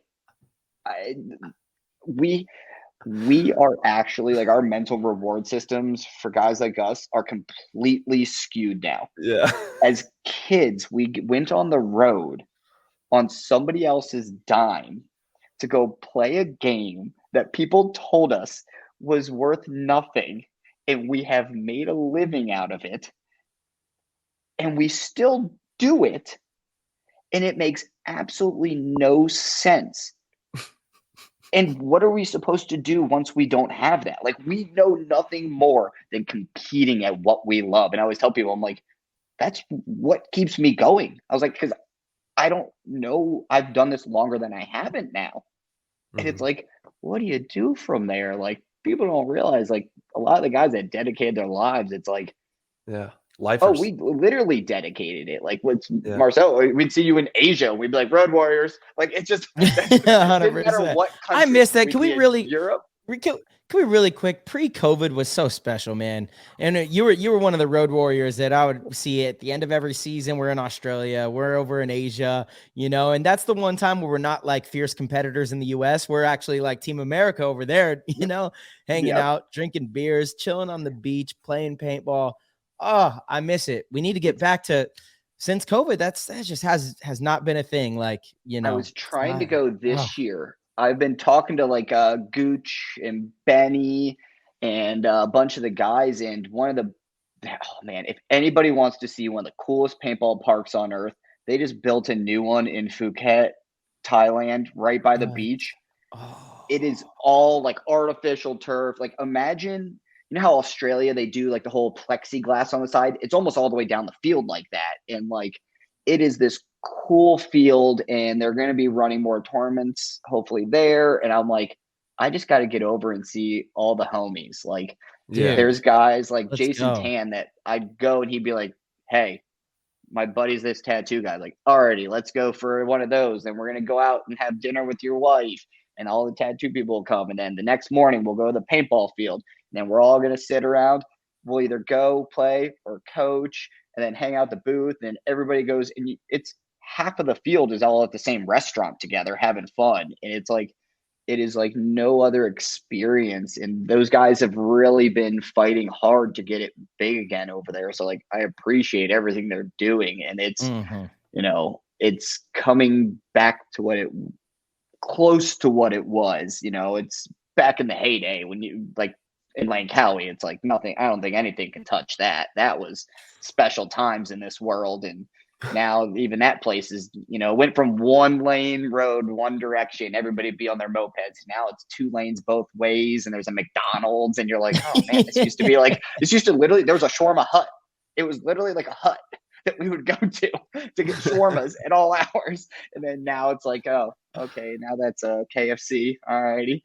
But all those places, like the tournaments there, you see all the guys. I mean, you got Oliver to come out the one year. And you were like, hey, I called him and he said, don't worry, I'll find you. I was like, straight up. I told him, I was like, hey, I'm coming to Thailand. This was like kind of, I think this was 2018. It was kind of early on when he had just moved over to Bali. And I was like, I'm going to be in Thailand. You know, come over. And he's like, I'll find you. And sure enough, he shows up. I still have 5 of those headbands, which is crazy that Hormesis is so big now, because he showed up and he had a bunch of these headbands that were not cool. They were not nearly as cool as like the Hormesis ones are now. And he gave me a bunch to bring back to the team, I remember. And I was like, what do they look Oliver, like? I don't know. I mean, they're in here somewhere. I could go find some of them. Are they like standard size, longer, shorter, thinner? What are like? So same length, but they were like kind of skinny. they're kind of skinny. I wore one in Vegas 2017. Oh wow, so this was like 16 then. No. Sorry, I wore it Vegas 2019. Yeah, that's right. Vegas 2019. I wore like this really thin blue headband over my gray beanie. Those were them. But he showed up to the event and everyone was like, oh my God, you know, it's Oliver. And he rolled out, he had all these headbands and stuff. And that was the start. That was the birth of Hormesis, really. That was his like, you know, baby child. I think it was by this company called like AHSBIZ or something. I kind of forget. Yeah, Zizware. But yeah, that was great. I remember dude just cruising around with Oliver on the back of his scooter with no helmet. I'm like, what are we doing? He's like, it's okay over here. It's all good. I'm like, we literally 45 minutes to different spas, restaurants. Crazy. I remember Tim asking him. Tim was like, hey man, you know, how is it like not being around the game? Like, you know, do you miss it? And he goes, absolutely not. He goes, Tim, you're on one team. Marcelo, you're on one team. I have friends on all teams. He goes, now I always win because one of my friends wins. Yeah. He goes, I'm not playing. So now one of my friends wins. So I always win every event. And I was like, that's elite. Okay. Yeah.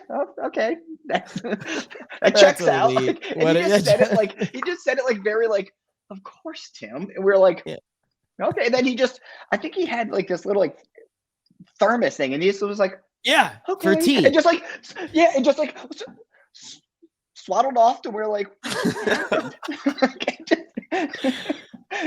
was like Gandhi showing up, dude. It was like Gandhi showing up to the event. He would always have his matcha. He has matcha everywhere. You know, he's got the matcha tea. That's because we had just come out with DLX. We had just come out with like, I think it was the Lux X, and like the frame came up, everything. We had taken off everything, and he just goes, oh, that's like space age. We were like, yeah, I mean, yeah, compared to what things were, yeah. And he was just like, that's wild. And just kind of just like off. We're just like, all right, man. It was the last time I saw him before that was in the Frankfurt airport when he was playing for the Polar Bears. And the man literally came out right down from the elevator. And it's like, kind of glass, comes down. He's all white linen, and all he has like a linen backpack with like a piccolo flute in it, and this like feathered hat. It just looks at this guy's gotta catch a flight, toodaloo, and just like ran off. We're like, what the hell? Just was that Oliver? And they're like, that was Oliver. Like, we're like the guy with like the flute, and they're like, yeah, that was him. And they just took off. Didn't see him for like 2 or 3 years. And the next thing I know, he's pulling up, telling me how he wins every time because his friends win. I'm like, man, That's I wish I could have, like, I don't know what happened in between these, but you're a happy guy, and so I'm happy for you. That is awesome. That's a fact, dude. He's one of the happiest individuals in the world. I will say it was so great. Like, you know, as soon as you get a paintball gun in his hand and you get him back out there, that competitor, that fire, I mean, it was back so fast. It was immediately, literally the very first practice, you know, he's calling people out for one-on-ones. He's like, he was back, you know, it's a really funny thing. He had a lot to fit in. There's a bunch of years without competing that he had to fit in. It was like, I got to squeeze this in right now before I go back. 100%. And he did. I mean, what a story for him. I mean, his whole thing has been just nothing short of just, you know, special all the way through. It's one of those things, like, it's kind of like for paintball. Yes. That's it's like our sport's still so, it's like it's still infant stage. Like, oh yeah. I compare, it's like we're still in the UFC days where it's like there was one guy with like a boxing glove and the other guy like it's stuff has like nunchucks. Like, yeah, dude, like we're still kind of there, but like we have this guy, like he's our like Hoist Gracie, like he's our guy that just like you're like, man, he accomplished it all, and you like, and then all of a sudden disappears, comes back, and you're like, did you skip a beat? Were you over there training by yourself? What's going on here? Like, and it's, you know, I think that's good for like when we're, you know, we're long gone. It's like there's this legacy of some guy in this sport. Like, we're still in the process of making those early stage stories of this industry. Like, we just, there's not much history. I mean, what are we? There's not much history at all. Yeah. Yeah. Probably 50 years ago is when they shot the first cow with a pellet. Like that's not very far off. Like, totally. I mean, Shane Howe was alive when this thing started. It's like, you know, we're not far off with a lot of these things. Guys like Big Alex, like over with like Alex Martinez, like this guy still plays, and it's like, this was invented within this span with these guys, like, and they're still playing. It's like, we don't have a lot of folklore around the industry. It's still too fresh. Like, those guys can still show up to the event and say hi to you. Totally. It's not like that in a lot of these other sports, you know? No, you're absolutely right, Sam. Yeah. Maybe so pickleball. Like, pickleball is pretty new. It's blowing up. Yeah. It's blowing up. Sam, do you play pickleball? No, my knees couldn't handle that. Oh. Dude, Sammy, you need some stem cells, dude. You need some knees over toes guy, bro. It's been a life changer for me. I always tell people, I'm like, so there's a guy at our gym that's always like, you got to do the knees over toes. I'm like, I can agree with that, but I'm always like, dude, there's a good thing there's no caps on this industry. I'm about to start going down to Puerto Rico. I'm going to be getting stem cells. When I show up to the event and somehow I can't look left and right because my traps get in the way, guys, just know it's because some young kids' joints aren't hurting like mine. I was like, yeah, modern science, I can do that. Dude, straight up, though. Straight up. They have this great stem cell place in Tijuana that I am very serious about going to. I actually just sent them a message on Instagram today. Seems legit. A lot of like fighters go there. You know, it was kind of validated on the Rogan podcast. I don't know. Definitely going to continue to do more research about it. But man, I mean, seems like something to do. I mean, Tommy O'Donnell. That's what Tommy O'Donnell did for his ankle. Oh, really? He was out for like almost 2 years. I think he went to Puerto Rico though, or the Dominican. He just looked at me and he was like, I'm going to go down there. He's like, know some guys. highly touted doctor from some other industry sports players, and I think I'm gonna go do this.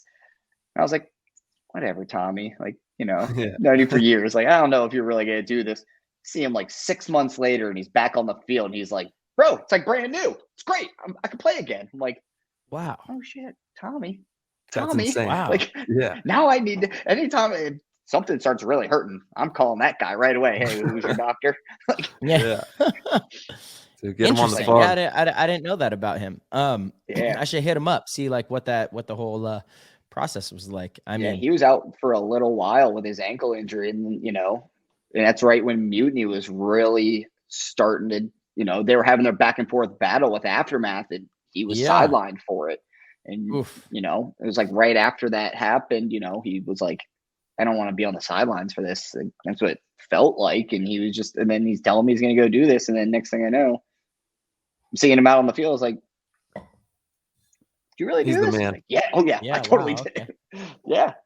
Tommy's the man. I miss seeing him. We got to hopefully see him at more events in the future. Is he going to be playing 10-man? No. I mean, that's an Andy Horvath type of question. Andy or J-Mac could be like, hey, is Tommy going to get out there? But I don't see him, I was trying to get him out there the one day I was talking to him, and I was hoping he was going to come to Pittsburgh to play the 10-man out there. And then he ended up coming, and I was like, this was your era. This was you literally were a 10-man guy. Like, get back out there. What was he? He was Far Side. Far Side was heavy. Yep. Yeah. Like, get out there. Yep. I always tell people 10-man, I try to play all 10. Like, I'm going in 2 weeks to play ICPL. It's like, those make me remember why I play the game. Like, even started playing paintball. Like, it's something about it. The 10-man, and I love the mechanical. Like, it's to me, it sounds like like the whole Rogan's like, oh, Tesla's, it's dead. You don't feel anything. You gotta drive a Porsche. It's a stick, blah, blah. That's how I feel talking about 10-man. I'm like, there's something primal about shooting a mechanic. There's a reason autocockers still sell for like $2,000. Like, there is something primal about shooting that. Like, it's so much fun. I wish we would go back to semi-automatic in the pro division. How fast you can shoot your damn gun should be a motherfucking skill that's rewarded. I would be left-handed just mowing people off the break. You would not make it past the back center. I always tell people, because like people will see me at the 10-mans, they'd be like, man, you shoot your gun really fast. I go, yeah, I gave it. I just put it on my shoulder, and just hum it. Like, you just rip it. The ICPL, like, literally somebody was like, you really do that? I go, yeah, that field had such a long ladder snake, and we had Chad and Leo Smotroff, and then Adam Gardner and Pat Roberts. So we had a bunch of snake eyes. And I go, guys, I'm going to tell you right now, I have about 3.5 minutes in me, because that's all I carried, like 16 pods, but I go, that's as much as I can shoot. I go, I will not go in, and I will keep the snake eye and the corner guy in. You can go as far as you want, bunker their snake eye, and then we have it clear, and I can hold it for 3.5 minutes, and you just go do damage. And they're like, really? And people look out there like, oh shit, you weren't kidding. Like, yeah. Like, I'm telling you right now, like, at that distance, it's like, I've been playing long enough. Like, you're like, you better put that ball pretty close to put me in at that distance. So I just like, go. Like, and it works. Like, we lost to Infamous in the finals. And it was like, Drewby got us. Drewby got us good. Oh yeah, I remember that. He did. He was like hiding in the sideline thing, right? Like the little. Oh my God, he played phenomenal that point. That was like so masterful how we came back and like just kind of hid and waited in this like tape line little H bunker. It was on the outside of the snake. And all of a sudden he just waited until like towards the very end. And all of a sudden he's like, whack, whack, whack. Just got like a bunch of kills really quick. I was like, we never saw him slip in. And like, we shot like 3 bodies off the break or something like that. And like, we needed to win with, it literally was like whoever won that match just won it all, because the points were so close. And we shot Billy off the break. Like, we were up bodies. We shot people out of the middle and stuff. We're like, great. Everything's good. Missed him slipping in, and then he just chewed people up as they went into their snake, and then we lost a couple bodies here and there. We're like, oh no. And then all I know is we're getting low time, everything. And I'm like, I start going in the snake, start coming around. All of a sudden, I look up, and he came over the top of the snake, and his barrel's like right here. And I was like, well, this is the way it goes. All right. Like, there was no way to even fight it. His barrel was already there. I was like, all right, just gonna walk out. Yep. This is terrible. Dude, that was fun to watch. Summed up that event for me. I had my lens cracked in half that event. Damn.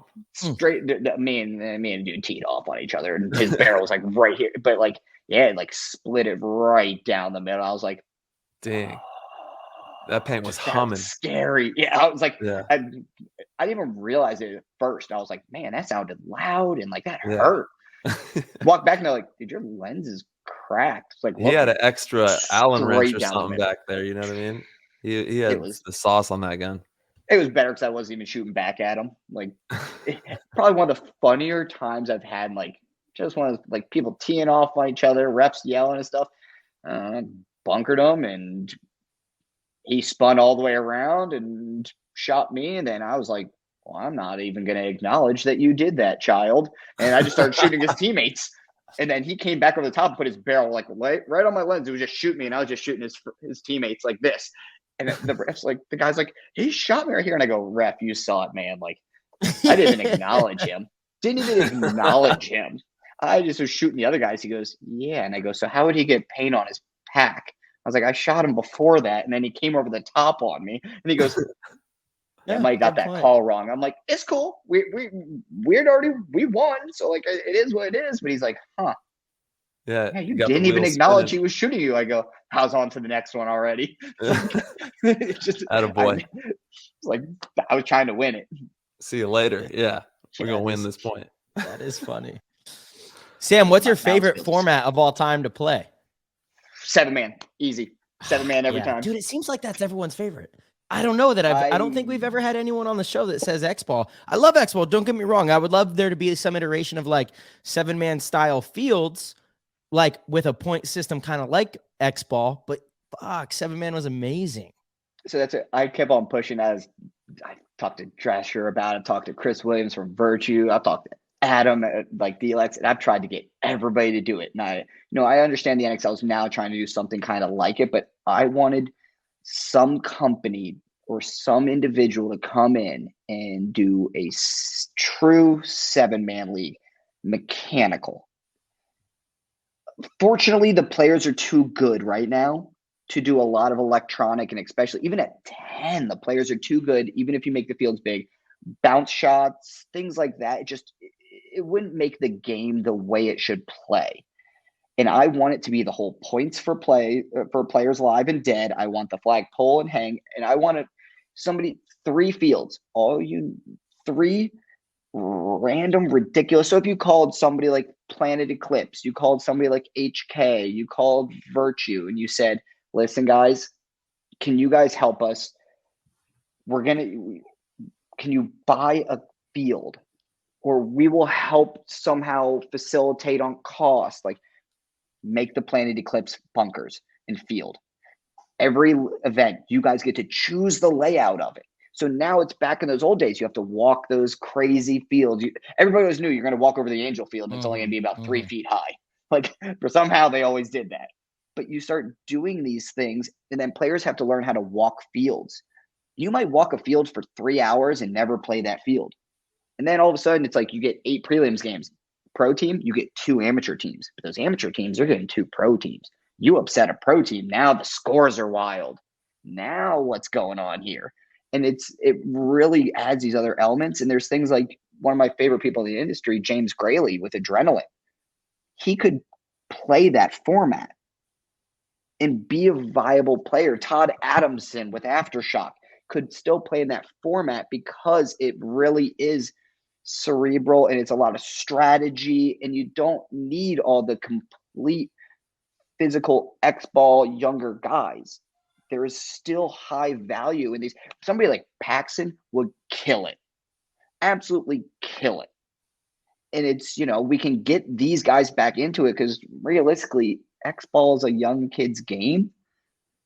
And those aren't the kids that have money for the industry. And so keeping guys like James, like Adam Gardner would probably play this style. And I think, I think there's a niche market for each one of these. And there's the more paintball, the better, the more types of formats, the better. And the market will decide where they want to spend their money. And instead right now it is very centralized. And I thank all those guys for having the league and everything. But I do see, there could be more options. Yeah, hear me out. Okay. I was talking with Riley Sullivan. All right. We were talking about paintball. And we were like, why does paintball have to be played in the light? Why don't you flip the switch and you play it in the dark with like these Tron suits and shoot Tron paintballs? And the whole thing is just like a spectacle lit up. What do you think? Huh? Jason, ask Jason Edwards. Ask Jason Edwards.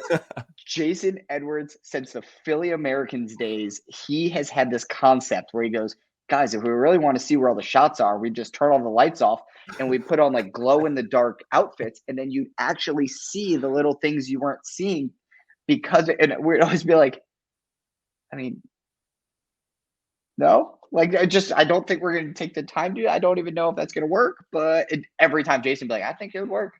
So for TV, talk about like a product, you know what I mean? Like the people want Tron, the people want a spectacle. And I think that, I wouldn't ever count it out. That's all I would say. No, you never know. My thing with paintball is how I say we're in like this infant stage still. It's like, think about how long poker was around. Yet it took until about 20 years ago that they actually figured out how to film it. Yeah, it wasn't them. It was when they started having $1 million prize packages. That's what it was. Well, not only that, but they figure out how to actually film it to get it understandable. Because until they started putting cameras under the tables and stuff like that to give the viewers enough understandable information of what's happening. Sure. Yeah. Certainly, and I think that's where we struggle as an industry is to explain the game quick and concise to keep interest. It's just, it's hard.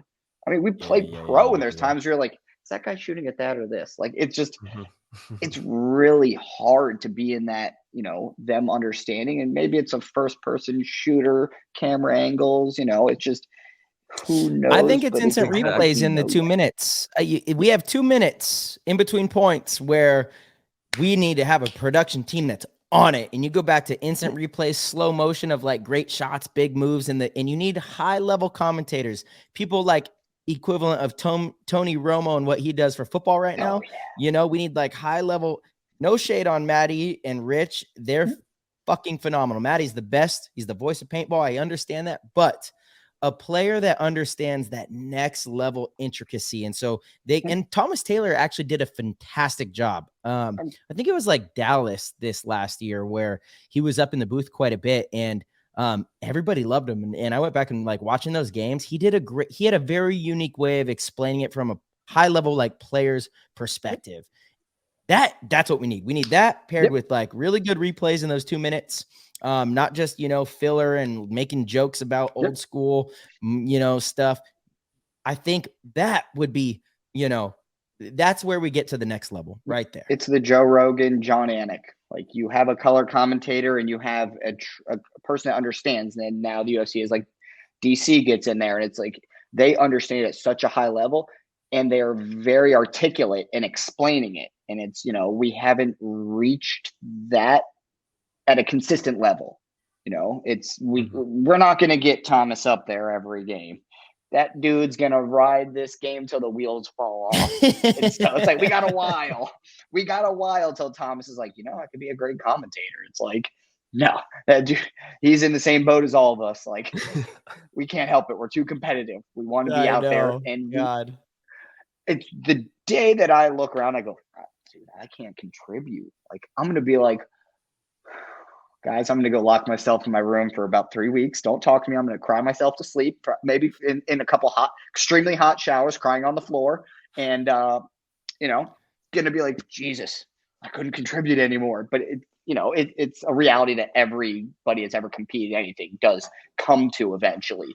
But it's like we have a lot of years, and somebody like Thomas has done it for a lot longer than even I have, and he still has a lot to go. Yeah, he's an animal, dude, and his work ethic is insane. Sammy, when did you That's it. start playing paintball? Ooh, roughly about 2003. So it's crazy because I started playing. It was like with some buddies, and then like went to a local field, and it was really quickly that that first time I was like, I'm done. This is what I want to do. And at the time I was playing like travel hockey, and I started doing that when I was like, I think I was around 4 or 5, and was doing that, traveling nonstop to play and camps nonstop. And then it was like right around 2004 that I looked at parents like, I don't think I want to play hockey anymore. I think I want to play this paintball thing. And they're like, are you serious? Are you serious right now? Like, no. Like, do you understand how expensive hockey is? How long you've been playing? Like, you got to see this through. And I Dude, was like, you gotta, high school, I was like, no, I think you I'm gotta shout done. out. You gotta shout out your mom and dad because they're the Dude, best. John and Dorothy Mantooth, the Man Teeth, they're great people. Like, they are Yeah. at all the events. My dad works our pits, and my mom's Amazing. always in the stands, and they are, I could never ask for better parents. My mom's an interesting character. I always tell people, like, she thinks she's Sharon Osbourne. Like, I don't hide anything from that lady. If anything, I probably tell her too much and just to mess with her. And like, they're just good people. And at first it wasn't, like, our relationship about paintball wasn't the best, but like, there was like a very clear and concise day that, like, it was a night and day flip. And it was, and when I was about 18, I was like, I'm going to move to Pennsylvania and try to play for this pro team. And I had gotten a 1 year free, 1 year scholarship to community college. And so I saw that out while in Maryland. And I was like, I think I'm going to move up there. And they're like, you still got to go up to school up there. So I was like, okay, cool. And then about a year later, I called and I was like, I'm on the pro team, and, I'm getting some money, and they're paying for everything. And, my dad was in the Air Force and stuff. And he was like, listen, institutions aren't going anywhere. Schools are always going to be something. You can always go back or figure something out. He's like, go and see the world on somebody else's dime. Your body's only going to last so long. And so, like, it was like one of the only times where I was like, damn, okay. And like, it was just, my mom was happy for me and stuff, but it was like, my dad's really educated and stuff like that. And I was just like, Jesus, like that, it's always stuck with me. And, but that was kind of like, and from that time, they've came to almost every tournament from the time I called saying I made Philly Americans.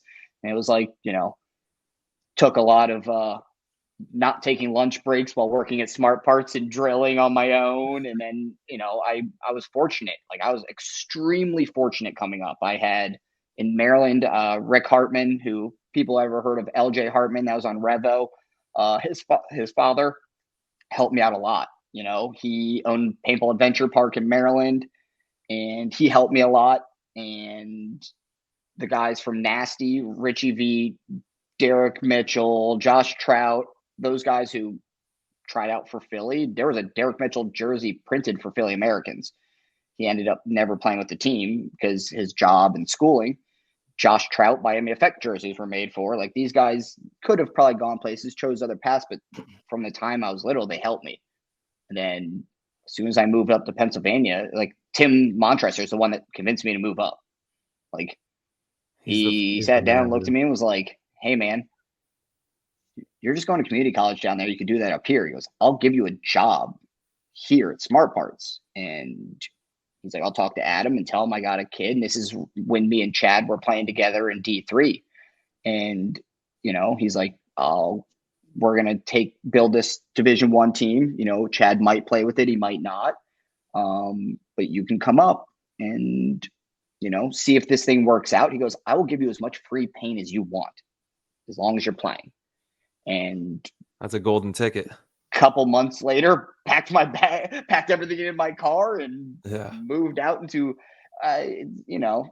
let's just say it wasn't the nicest house to live in, but it was It was with some experience. paintball buddies. Experience. Oh yeah, we had the greatest times. It was Yeah. wild, but like, that's what I had to do. And I was like 18, 19 years old, and I was like, let's do Yeah. this. But I had Tim and Fatty and Moorhead and all these guys helping me, and like the Philly Americans guys. Like, people don't know, like, me and Federer's like early relationships. It's right when he got on Philly. Part of my job was to sit in this. It used to be like the birthday party room at the indoor field, and it was upstairs. And I would sit there, and he wanted to learn Photoshop.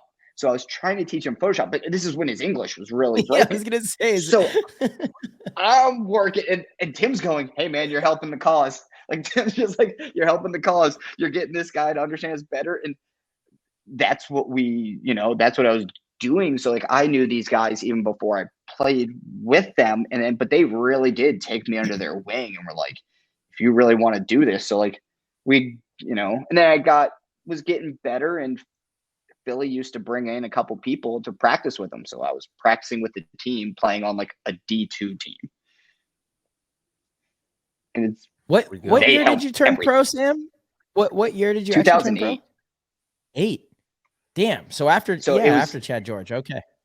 It was Chicago. So how I got on the team was actually ridiculous. And I've had this conversation with a bunch of kids lately, because a bunch of guys we know were trying to get pro and stuff. And I was trying to explain them the fallacies of trying to, jump rank and getting there in an improper manner. And I basically was practicing with Philly every day, and Philly Americans held a tryout in the off season, and they had Gino, and at one point, a little bit before that, I think J-Rab had came out, Zach Wake had came out, Duder Summers from Trauma came out, and like, they had all these guys coming out that were established people. And conversations are always like, why would we pick this guy up when we got this kid that lives here that could probably do the same thing? Like, there's really no need.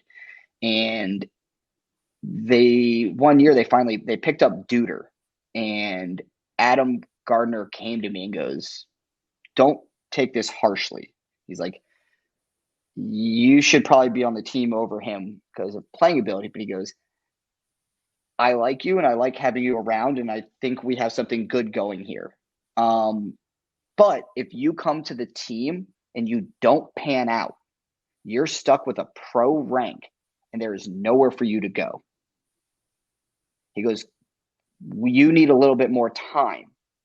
And then when you come, you'll be closer to having playing time, not just a guy that we have around." And he goes, "I don't want to do that to you, because if you get stuck with this pro tag, you're going to either have to move somewhere or do something, or you're just done playing. It's just how it is." And I was like, "Adam, I didn't come here for an overnight thing. Like, I appreciate you looking out for me. It's meant so much to me. And that's why I still work for that guy this day." And, it meant a lot. And then first event, Duder didn't really play much. The Northeast Open at, in South Carolina, he didn't really play, and that's his hometown. His friends and family are out there, and just mid-event, they got back to the hotel and all of his stuff was gone. And I got home after that event, and Adam goes, "It's an empty spot. It's, I'm not promising you anything, but you can take it if you want it." I was like, "Let's do this." And then, the other guy, if anybody knows Graham Easton, he used to help coach Philly, is an older English gentleman. Yeah, I remember him. Graham was the man. And Graham, like 2 practices in, yells at me, "Mate, you're on the pro team. You can't be showing up like that." My only gear bag back in the day was a garbage bag. Like, I used to just carry my stuff in a garbage bag, and then at events, I would throw in like some suitcase or something. And Graham's like, "You're on the pro team. You can't be using a garbage bag." And it was like, well, okay. So like, I got on Philly, and like, pretty much use the same gun I had. Like everything, it was like I wasn't really getting things. I was like the new guy, but I was like working there. But I already had most of it because it was smart parts at the time. Like I just already had all the gear. And the first thing like they really gave me was a gear bag, and I'm like, I was like, oh shit, this thing is Upgrade. pretty awesome. Like I got a gear bag, baby. Like, but like Hell it was really kids don't understand these days. Like getting into True. ranking hell. It Mhm. is it's scary, and like you should really think about this. And when they did that for me, it gave me more hunger to not just be a body on the team. And it was, that helped. They were looking out for my best interest with their knowledge and experience. And I think a lot of people miss that these days, where it's just everybody wants it right here, right now. Yeah. So true, man. And the best part about this whole journey that we've been on for 20 plus years is the shit. The memories of like what you're talking about, all the time. You don't want it to be quick. You let it, enjoy the ride. Enjoy like the tough times, because honestly, it's what will make you. It's what will make you great. If you're gonna be great, it's gonna be through all that. So you really got to embrace those. I remember getting Jay Tro throwing his clipboard at me. Like, well, I literally was playing. And just because I wasn't doing something, he just like literally, I was getting this clipboard, hit me inside. I'm like, what was that for? And he's just like, I'm like, Just I don't losing know it. what just happened there. But, and then like Moorhead comes over. He's like, hey, listen, we're in this spot. Okay. I'm like, okay, cool. Like, it's Yeah. a lot of that stuff where, Marcel, you played for Hinman, like Tyler, you played for Bob, like Yeah. tough love breeds thick skin. That shit made me, dude. Yep. And I'm a big proprietor of it. Like, if you ever want to hear something, like ask like John Woodley and Ronnie and those guys, like how I was when we first started Heat. Yeah. Like I was a big dick to them.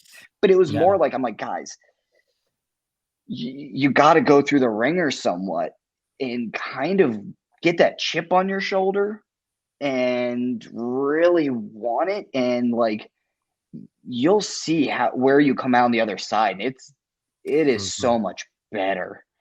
I feel very strongly that, especially not just in sports, but actually in anything, right? When mistakes are easily brushed over, and you aren't reprimanded in like a intense way, if the way is not intense, then it will never feel intense to you. When you're in a position to make that mistake again, it doesn't really matter either way. If I fail, all good. There's a fine line, of course, between abuse and things that are obviously not okay, but I have always thrived. And it's funny, I was having a conversation with somebody today about this.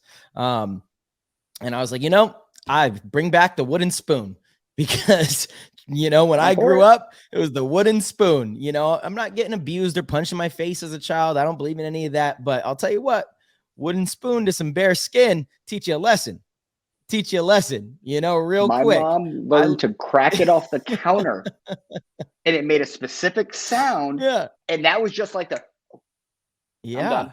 Whatever I'm doing, I'm done. Like, that wooden spoon was.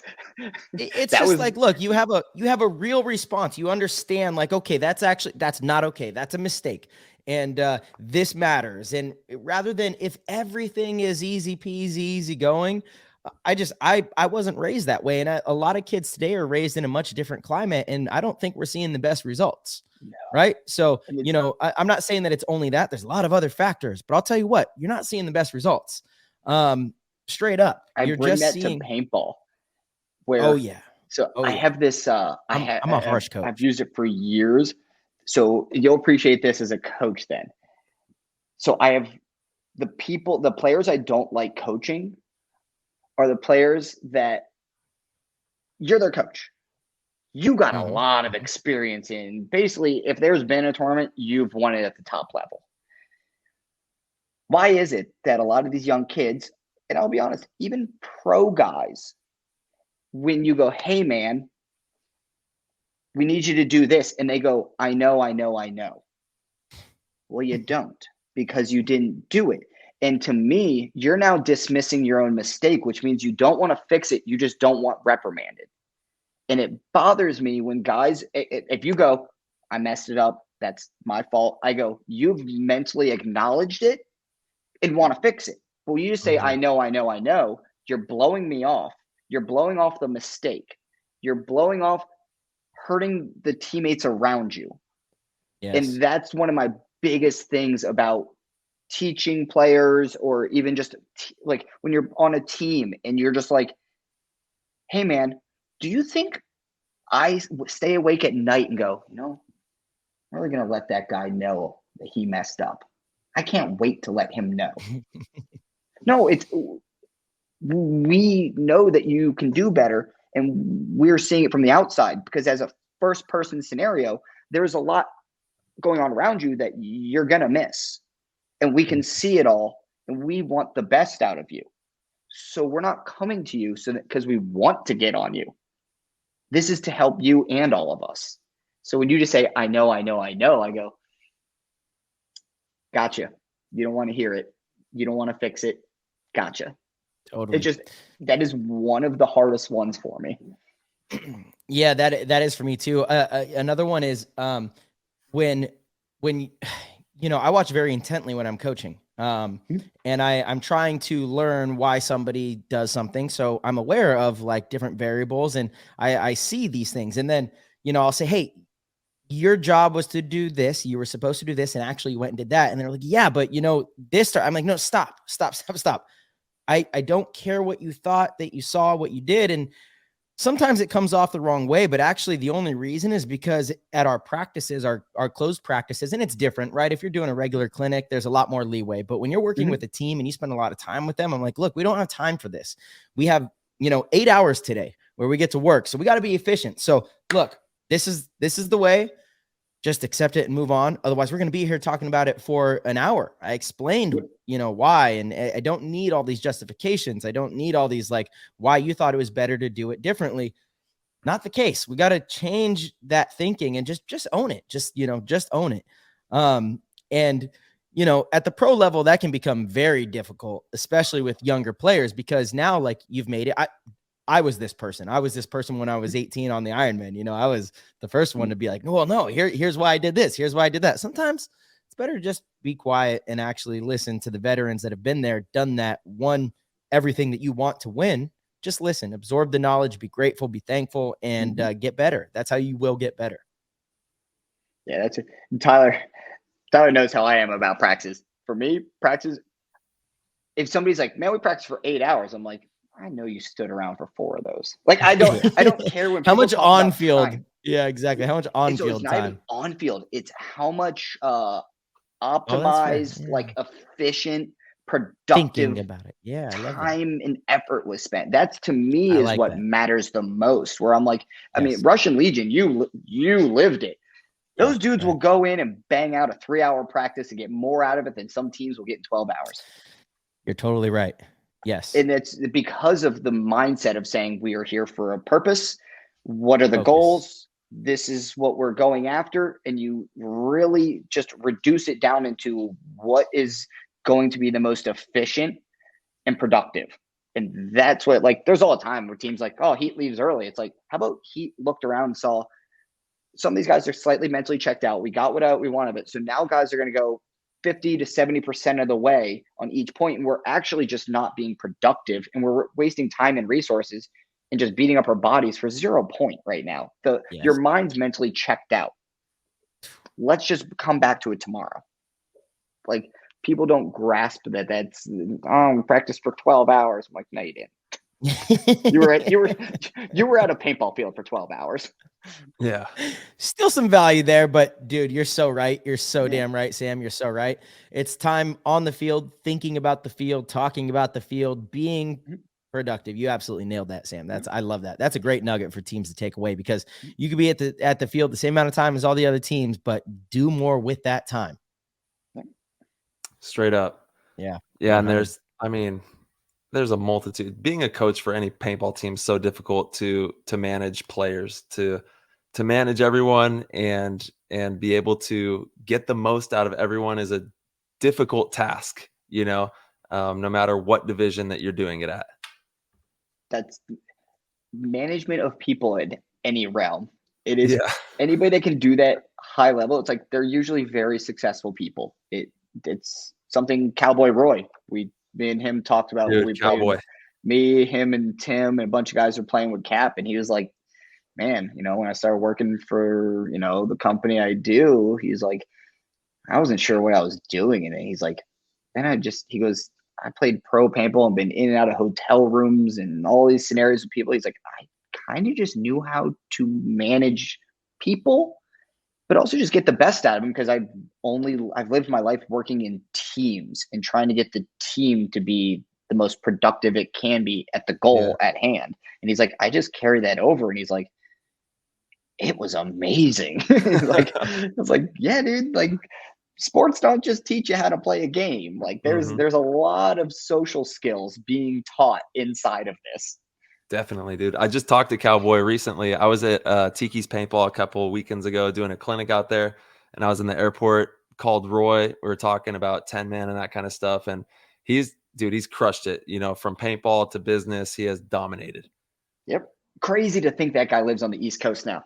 Yeah, he's loving it, man. He loves the fact that he could play all those 10-man events out there. Yep. I'll probably see him 2 weekends, ICPL.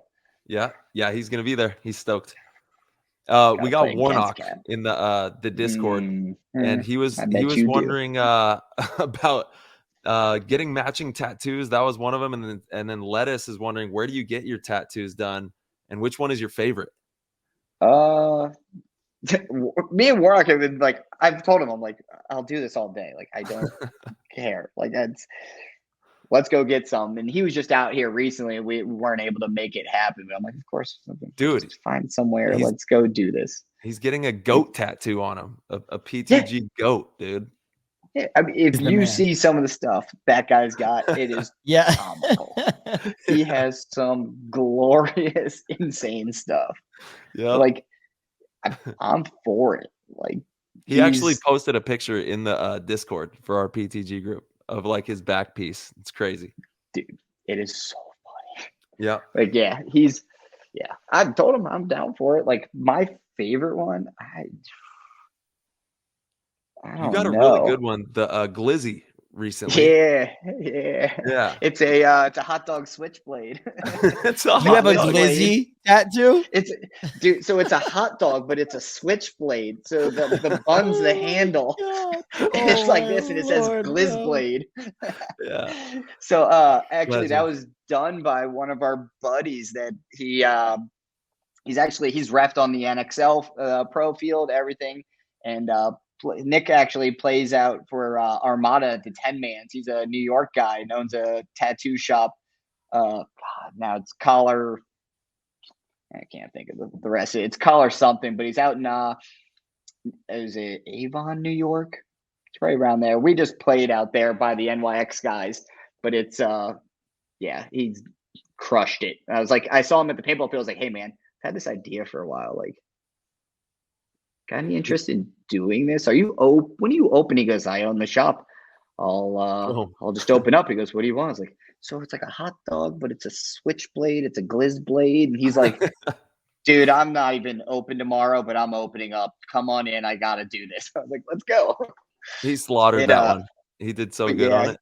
He's that was awesome. But like, I've gotten ones. I've done Malaysia. I got my ribs done in Malaysia.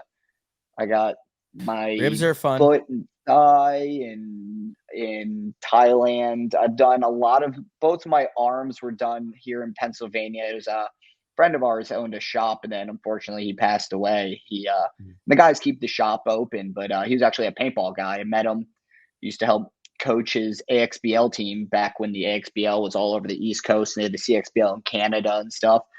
They were Greensburg Distortion. Is a good friend of everybody's, Kevin Croney, but he has a shop, True Image Tattoo, and family still keeps it going, and all the guys there that were with them before keep it going. And then I've actually, one of the guys that worked there for a while moved down to Florida, and last 2 years ago stayed after the Orlando Sunshine Open, and stayed and had him tattoo my stomach. That was a whole experience Oh, in dude, that's brutal. itself. That was Yeah. it's one of those things, like every time I do it, I'm like, I don't even know why I do Yeah, this. what don't am I know why do doing? this. Like, yeah. It's one of those things, you're like, I'm an Yeah. idiot. Well, embrace it. I'm just gonna embrace it. So before you came on, we had Mark Johnson on the show, and he was talking a little bit about AC Diesel. Obviously, they just picked up Kyle, Mouse, J-Rab for 23, Shane Howe, Nico as well. Nico Hyde is going to be playing in that camp. What is your take on the shuffle there? What do you think is going to be happening within the camp? They're just going to field that 5 and then let the other 5 like train under, or how's this going to go?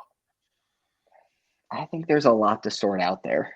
Yeah. Like, it's one of those ones that, you can't guarantee how everybody's even going to mesh, let alone those. I don't see those personalities really being the kind of guys after an event. They're like, hey, let's meet each other at this bar.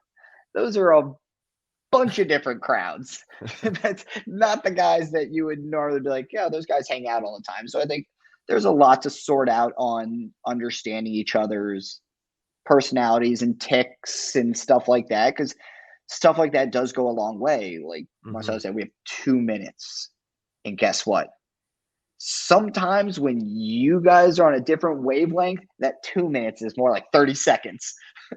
So it's like the teams that really do meld quickly or have been with each other for a long time, those 2 minutes are a full 2 minutes. So I think that's one of those little things where it's, Mouse, J-Rab, those guys have won everything there is to win. They're going to understand the scenarios they're in every time. They've seen them before. Of course. But getting everybody on the same page. And I mean, for somebody like Mark, I'm stoked for him and his guys. They're getting not only veteran presence, but winning veteran presence.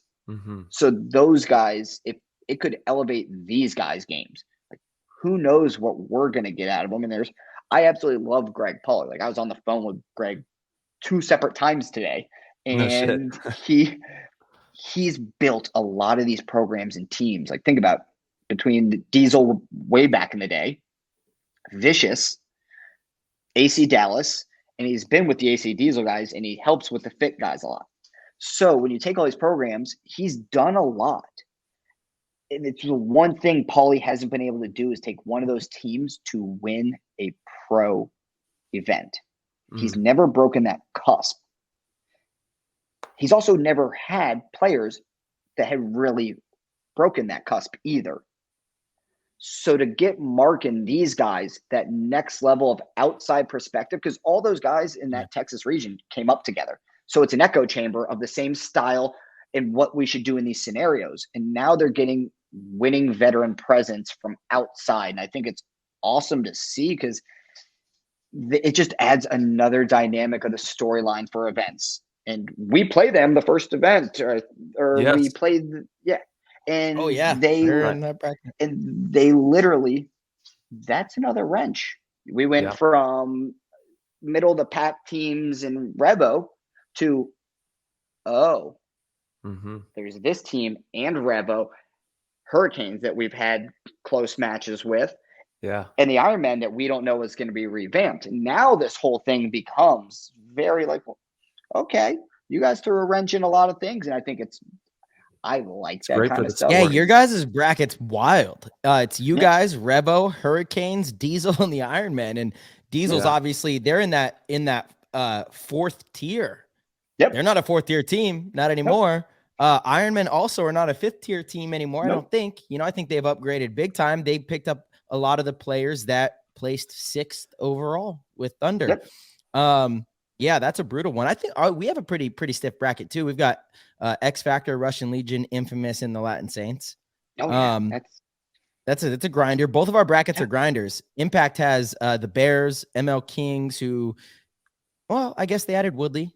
So okay, they lost Connor Kelly. I'm so excited to see Connor. We had him on the show. Sam, that kid is awesome. I'm really excited to see what he can do with you guys. Level Up and Austin Notorious, which it's always tough when you're the new team. But the Hurricanes came in and played very well. From the semi-pro division. And in general, the league is just great, man. There's a lot of good paintball. That's why I think Damage. having this just Mhm. now Yeah. there's another team in Yeah, that cusp, yeah, and you're like, yeah. oh, Damage, Aftermath, Uprising, New York, Extreme, and NRG Elite. I'm excited to see Uprising this year, a little more focused. Their thing has always been they've been like chaos. And so, huge shout out to Jimmy for taking over the squad. I think they're going to do a lot better. This year's going to be really fun. It's going to be fun. There's going to be a lot of competition, as always. But it seems like I loved the last probably 5 years. It seems like, off season's like, kind of whatever. And then all of a sudden, just boom, everything hits. And you're like, oh, this year's going to be insane. It's going to be great. I was talking to Pat McKenna about this today. And Shout out it's to like, Coach it's Pat. crazy how like the off seasons have been, because they're not like normal off seasons. Normal off seasons, it was right around, December. It was kind of like things had settled down. It was kind of more shady how things used to be, where it was kind of like deals were kind of already done before World Cup. It was pretty shady back in the day. It was everyone just firing from the hip, just like doing whatever they wanted. And you were like, hold on. So this guy's on that team? Oh, that's too funny. No, that he was talking to them before World Cup. Yeah, for sure. How did you? And then you played World Cup knowing you were like, it was so much different. Now you're like, oh, the event's in 4 weeks, and like half of a team just left, and you're like, what is happening? Like it was done so different back in the day, and I mean, the original NXL was even different. Like Moorhead was like one of the only traded players. Like he legitimately woke up in his hotel bed, was like, I'm on Miami Effect. Walked out to the lobby, and they're like, hey, here's this other jersey. You're on Philly Americans. And he's like, but I already played games with them. They're like, yep, traded mid-event. Wait, that's how he got on Philly? He was traded mid-event. I'm fucking blown away. I never even knew that. Yep. That's crazy. So like that's crazy. He's one of the only guys to be, and I think it was like him and Foley. It might have been. I think Foley was involved in that. Like it was, or it might have been like Rob Plum or something. Like it was the most random thing. But he's like, yeah, I showed up on one team and ended the event on another. Like, welcome. Yeah, I'm like, there's been very few ridiculous times in paintball of like stuff like that where it's. I mean, I remember being on Philly, and the one we picked up a guy, and the owner of his team called and was like, I want all these guns, and you still have to have him go through waivers. And they were like, the NXL hasn't been the NXL division like that hasn't been around like 5 years. What are you talking about? He goes, it's worth a try. It's like, okay, I see what you did there. Yep. Wild West, baby. Damn, dude. There's still times that I'm like, I think it'd be cool, the whole contract stuff, but you just can't when people are paying to play. That's the only issue. No. Once we can get a league minimum, okay. Yep. Or to even the most fortunate thing we have is there is independent owners. That's so cool that these guys are willing to bring that money into this industry. But the only other outcome is industry-owned teams. To now, it's like, okay, so GI owns this team, and then Virtue owns this team, and HK owns this team. And it's like, and then you have to go to this more industry-owned style. And I just don't see that being the best thing for the industry. Like at our current iteration, I still feel more independent is better off. Shout out to E40, independent superstar. Yes. Look at this. This is what I get. What do we got? Oh, she's just been sitting there looking at me like, come on. Everybody peep the YouTube. We got the stud. There we go. We got the stud on the screen. Miss Mams had a big day. Yeah, I saw Miss Mams was wearing some different headgear. You got this new crazy headband that you were peeping. So it was just, I get bored and I started did you make messing that? around with some stuff. So no, I had found some some artwork and then started messing around with it and stuff. And it is legitimately deer camouflage. The camouflage is made up of scenery of deers out in the wilderness. It's epic. But from far away, it looks like camouflage. And I was like, Yeah. I don't know, man. This is just Check perfectly out stupid. check out Sammy's Instagram. Yeah. Sam Monville. He's got it up there. That's, had the nice little denim. And then there's going to be some iteration of that pretty soon. Just messing around, just me having fun where I'm like, I play 10 mans and, I hang out with the miscreants and over there drinking the Modelo's and having some fun with the boys. And those kind of people appreciate these dumb things. It's more like the infield at a NASCAR event than it is, more than anything. And those kind of guys appreciate certain types of things. Like I shout them out every time. The Misfits, the 10-man team of the Misfits, and Rocky and those guys are some of my favorite people. And the people around where I live know that I usually have my Misfits koozie in my jacket. And they're always like, what is that? I'm like, just a bunch of good guys. Just a bunch of good guys. That's the name of the divisional team I coach. They're the Las Vegas Golden Misfits. That's one of the teams. I got them in New York Wrecking Crew. I was going to say, East I know Coast, about West the Wrecking Coast. Crew guys. Yep. Yeah. That's perfect. For me on the East Coast, it was always the Misfit Toys. It's Biggie and the boys out there. Dude, it's so awesome that Cagnoni still plays. He's one of the best of all time. And he loves it. And it's so funny how every time he's like, bro, I can't believe what you guys do. He's like, that is wild. He's like, just different. And it's the first ICC ever. We played the Misfits first thing in the morning. It might have been the first or second ICC. And we're playing them in the woods. And I'm not going to lie. Rocky beat us up so bad. It was like the first game of the day for everybody. And he went to some random little bunker and shot Pat Roberts. And then I think he shot Chad. And I think he shot Moorhead. Also, they ran it down on us. And I think they shot Fatty out of the middle and Adam out of the middle off the break too. And we were like, I'm looking at guys and I'm like, guys, I think it was Jason. I was like, Jason, things are really bad. And he's like, the game just started. I was like, it's really bad. And on a 200 foot or what is that? Yeah, probably 200, 300 foot woods ball field. I think they hung the flag in 3 minutes. And those guys are running the flag back. So it was ridiculous. And they were like, Rocky got us. Like, Rocky got you? Dude, Rock Dog. He got us. He's the business. Just inspiration. True legend. Yeah, 100%, dude. All right, I got another one from the Discord from the Dorfster. He was wondering, he would love to ask you, as one of the most disciplined and consistent players in the game, what is some off-field factors that you believe help you keep cool under pressure when shit's really hitting the fan out there on the field? The first word he said, discipline. It's, a lot of it's, your job is your job. And, as a player that, my job's not rarely to go the snake off the break. But you start off with a general purpose and a job, and you should be sticking to that and doing it at the best to your abilities. But I always tell players, even when I'm teaching them, you have to evolve with the point. You should know kind of what the guy next to you does and what his purpose is as well. So if he dies then you do need to evolve and then move into that role and have discipline on it. It's the discipline in this game is more than people think.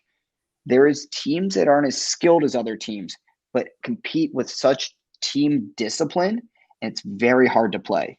A team that majority of people didn't know the names of the players took 6th place overall in the NXL last year. Yes. Off extreme discipline. That's what makes you so calm, is that you know the role, you know the task. And when you're not freaking out because you're just like, this is my role, it's pretty calming. And especially when you look at the guy next to you and he's doing the same thing. And he's just like, I'm on it too. we're Mhm. good. Yeah. And it really does go a long way. And Love most that. of that is truly facilitated through the one thing that everybody in paintball can do for the most part. And that's talk. Guess what, guys? If you're talking to each other, it's that much easier to know, hey, he's on his job and I'm on my job. Guess what? We're good. Yeah. It's not some crazy skill that you're going to have to do. Oh, I got to go out there and I got to get strong so that I can snap in this certain perfect form and stand like this. It's like, hey, dude, if you just, talk to the guy next to you, it makes it way easier. And then you'll be more disciplined. You'll be more calm. It goes a long way. It's Marcelo, how many times you look over and you're just yelling something? You can't even see the guy. And he replies, you're like, staying on Thank this goodness. then. Boom. Got it and on it. Yep. Yeah. And you don't need, that it's so calming. Just, hey, dude. Yeah.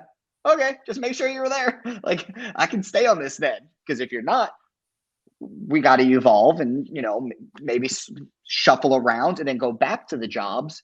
But a lot of it's based around discipline and talking and just sticking to the job at hand.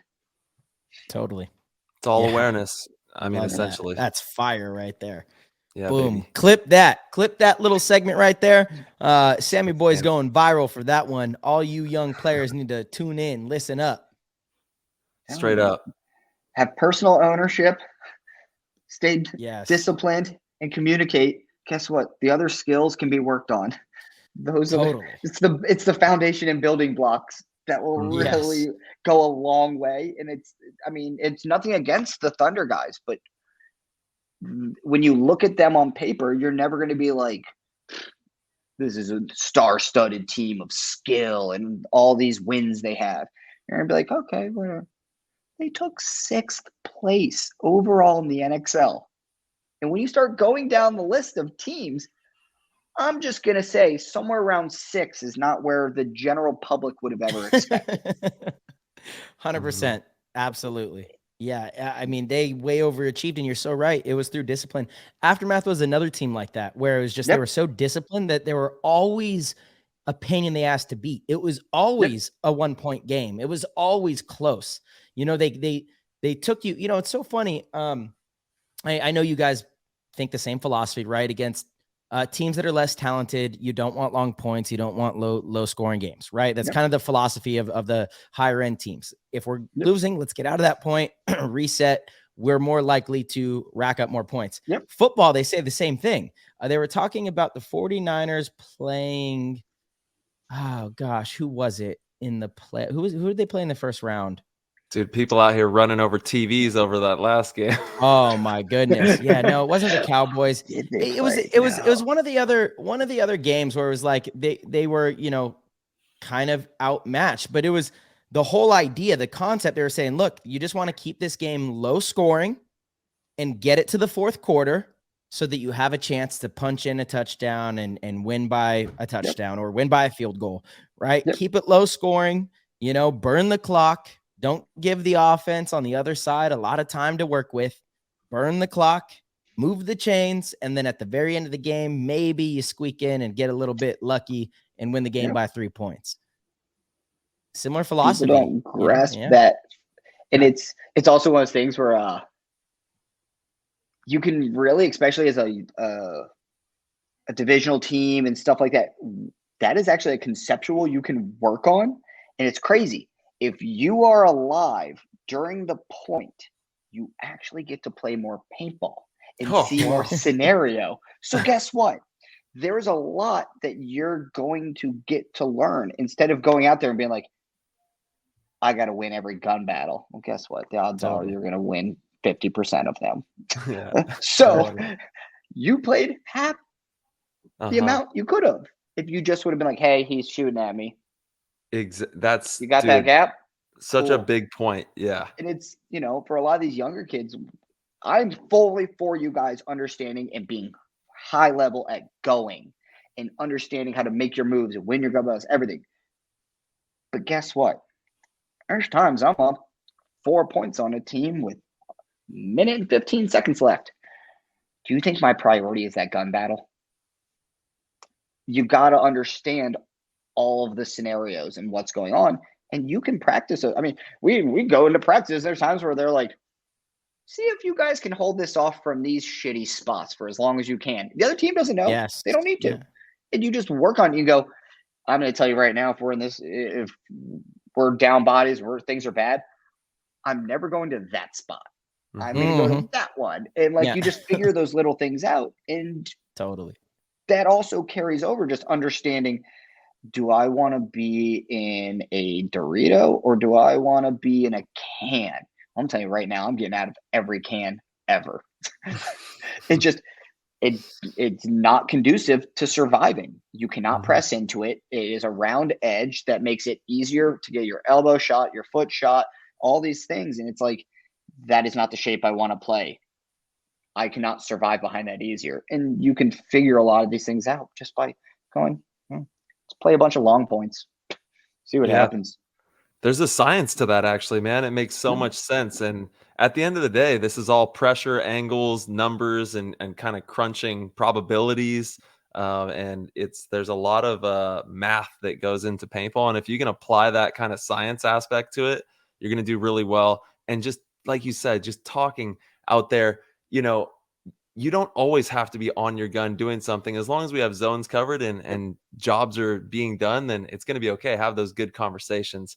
But a lot of the younger players, they're so in the moment and so kind of razzed by everything that they don't see the big picture. They just think, oh, I gotta win this fight, or I gotta press on this side. But like you said, there's a time and a moment for all of that. And you got to really start to understand when those moments are. And then you'll become a really good paintball player if you can do that. So I always tell kids, like, it's Jay Tro used to always say, he's like, where's the best place to shoot players from? And people always like, oh no, like 50 snakes over there. He's like, no, it's their corner. It's always their corner. But my biggest thing is like, because like you said, it's a game of angles. So if the game is played properly, guess what? All these like gun battles and stuff, like there's guys that are high level gun battle. Like you really can win more than you lose. But it's still in the probability realm, not as good of a probability as cutting a good angle on somebody. So my biggest thing is always when I talk to players, I'm like, kills should be free. The kill should be really easy to get because you've outpositioned the other team. So if you positionally outplay a team, you will beat them. But when you start doing lower probability things, now it's a dice roll. But it's like, if I know, I can say a conceptual scenario right now, and I guarantee both of you guys would be like, yeah, you do this. Because it's under a certain understanding that, like, if the guy's only in the back center and you're in, their side of the snake, you guys are probably going to be on the outside making sure that guy doesn't run out to the corner. Because you understand that positionally, as long as you don't allow him wide, you're probably going to win. So you're going to positionally beat them, and then eventually that thing's going to become too small, and he will die. Whether it's you or somebody else, the player can't survive. And that's just kids I don't think they really look at it in this manner. To be like, out position them. It's small bumps. I don't need you to run from the short bunker to the 50 snake. I'd actually prefer you to go to the one right before the snake and wrap around and keep their guy from bumping into your mirror. So then you're wider than him. And it's just little things like that. It's like, you got to pick it up over time, or having coaches really drive it into you. But it will help you so much learning those little concepts. Well, we've have been stung by that so many times that we know, you know what I mean? Like, it took years and years of like higher level players that you're playing against making good moves sting you, and you're like, oh God, and that happens a couple times, and then boom, it just doesn't happen anymore. You got to make sure half that of my like career has been just somehow slothing and Pink Panthering myself out into a corner or down the snake when somehow somebody dropped their job and I'm like, nobody's looking. Holy shit. And then running wide, just shooting that front guy that wasn't doing the higher probability thing and shooting him in his foot. And then be like, oh my God, I got this taped to myself. How did that happen? Yeah. And it's just like, well, if that guy just would have stayed wrapped, I would have just gotten my head blown off. Like, just little things like that. And it's, it goes a long way. And every one of us has had such major lapses. We've probably lost matches because something stupid we individually did. Like, it just, you play enough, it's going to happen. But, sports. Put it all behind us and we move on to the next one going, that's it, man. This instead. Keep on dunking. We just got to make sure, slam dunks. Just slam dunk on them. Go get them. No, you guys do the slam dunking. I do the buzzer pressing. That is. I mean, I'm also a buzzer protector. All right, Sam. Yep. Dude, nothing wrong with that. I always say, I'm like, listen, you literally cannot win unless you press the buzzer. So who's best at pressing the damn buzzer? It's ultimately like what we're trying to do here. So I always tell people about they're like, what do you do? And I was like, man, I am Robert Orr. Like, I am Robert Orr and the blindside tackle. It's like I have high-level guys like Tyler and Fedorov and Chad George and Ronnie and all these guys that, dude, if you give them enough time, they're going to go kill people. Let alone if I also am able to hold their team's offense off for a little bit longer, that dude can play so freely. So I'm just back here protecting the blind side for Tom Brady to throw some raindrops. And guess what? It really does make it easier when his offensive line does it at the highest level. If he has a bad offensive line, it's really hard to do that job and repetitively do it because the other team's going to go, okay, we just stick an extra gun here, or we put a guy in all the way over on a side of the field that somebody can't even wrap around and put him in. This dude's going to dump 12 pods in this stupid gap, and now your player is nullified. You need people to do these roles. It's not the most fun thing on earth. You think it's the most fun thing to sit there and be like, yeah, I shot 10 pods through a gap and never saw another person. Well, dude, you dropped the hammer. It's don't get it twisted out there, because Sammy's in the business dropping hammers, and that's what you have to do no matter what pro team you're on. You got to, there's a moment and you take advantage of it and you drop hammers. That's how you get it done. What is your role? What is your job? Again, it comes down to the disciplines. Like, I wasn't asked to play the center for a bunch of years, and then all of a sudden they're like, go do this. And they're like, why are you going down bunkering people? And why didn't you just always do this? I go, you never asked me. Yeah. Oh, I relate. Come on. Oh, Sammy boy. Speaking my love language. You never asked me, bro. Watch this. Hold my beer. Yeah, you never asked me. It's like, straight up. I mean, every once in a while you'd be like, hey, could you go do this? I'm like, yeah. And then it's like, you do it. And then 2 years later, they're like, hey, go do this. Like, well, why don't you just always do this? I go, you asked me 2 years ago to do it. And then you just stopped asking me. And then you're asking me to do it again. I'm just going to do it. I'm just player, Sammy. What's the role? Player. What's the role? Tyler sees it. I ask to go the snake off the break all the time. And I get told no. Did he rip it? I get asked all the time. Literally, in what event was that? Chicago against Impact. I was like, hey, I'm going to the corner. And they go, what? Nobody goes that. It's that little cube. And I go, yeah, but if I'm them standing down there, I would never shoot for the corner if I saw me lined up. And then I went out there twice. I think we had a tie game against Hurricanes. I went out there and made it. And they're like, those were big. Nobody even shot at me, and I'm like, just people don't expect it because it's not what I'm asked to do. But if you ask me, I'm like, dude, let's go for it. Well, Sammy, dude, you are a breath of fresh air for paintball, and one of the most stylistic players as well. You always got the most stunner gear, flow, and we appreciate you so much for taking the time to be here with us, dude. I know it's getting late over there. It's getting close to 11 p.m. But we love you, and the PTG Nation is so grateful for Thank you, everything that guys. you do. And DLX, you hold it down at DLX and help everybody have amazing paintball guns as well. So can you please drop your IG so that everybody knows where to follow you so they can be on this saga with you?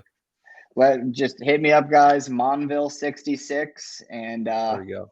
you're gonna see some of this deprived mind. It's a good time. It's a great time. It's all to be people's champ style. Hell yeah, I love it. That's what it's Sammy, all about, thank you so much, man. This was awesome. You're a fucking legend. This is the most that we've ever talked, actually, and that's what I love about this show. I realize how damn amazing you are. We've shared some beers in different countries and had a good time, but to actually get to sit down and talk with you is awesome, man. Thank you so much. Definitely. We'll definitely do this again. This was awesome. Hell yeah. I appreciate you guys having me, and we'll get back together soon for sure. Dude, we gotta have like hot takes. Yeah, we'll just have Sammy hot takes. Yes. Oh, I'm in. Dude, call me anytime. Sammy hot cakes, baby. Let's go. Anytime. I don't care if it's 3 minutes or whatever. I'll pop in, and I'm not gonna shy. Dude. Bro, really? Oh, dude, we got this in the back pocket now, Ty. Let's go. Let me know. Tyler knows how my like. I'll just run it. Yeah, I'll rip it off and I'll hang up right after. I don't care. Clip it, and then some guys, I got yelled at for saying some stuff on a video for HK, and people were like, "Oh, why would you say?" I was like, "It's called a joke. I don't care." Clip it and rip it, baby. Yeah, dude, just let them be upset with me. It's okay. Well, that's the great thing about you, Sam, is you got the spirit of a stallion. Dude. God, dude. And that's what it's all about. We need more of that in this world. People just being authentic and living loud and having fun. And I can't wait to see you soon. I'll see you in like a couple weeks. We're partying. Yep. Let's go, babe. It's good Houston time. So I appreciate it, guys. We'll definitely be doing this more. All right. We'll see you soon, brother. Love it. All right, man. See you soon, appreciate Sammy. it, guys. Peace. Take care. Hey, you too, dude. Okay, PTG Nation, thank you guys again for tuning in. We really hope you enjoyed the episode. That was a fantastic one. Always enjoy the conversations we get to have. I feel like I am fortunate enough to get closer to all of our guests. It's amazing, the people that I get to meet and really build a relationship with through this show. I know I can, say the same for Tyler. As always, if you guys would like to support the show, if you would like to support what we do, please head over to ptgpaintball.com. Click the Patreon link. Become a supporter at any level and get access to the Discord. The Discord is where all the action is. It's all the behind-the-scenes stuff with Play the Game. We do tons of cool giveaways in there. It's really fun, informative, and amazing. Hope to see you in there. All of our shows, all of our audio, video, everything is also on the website. So, as always, everybody, we will see you very soon.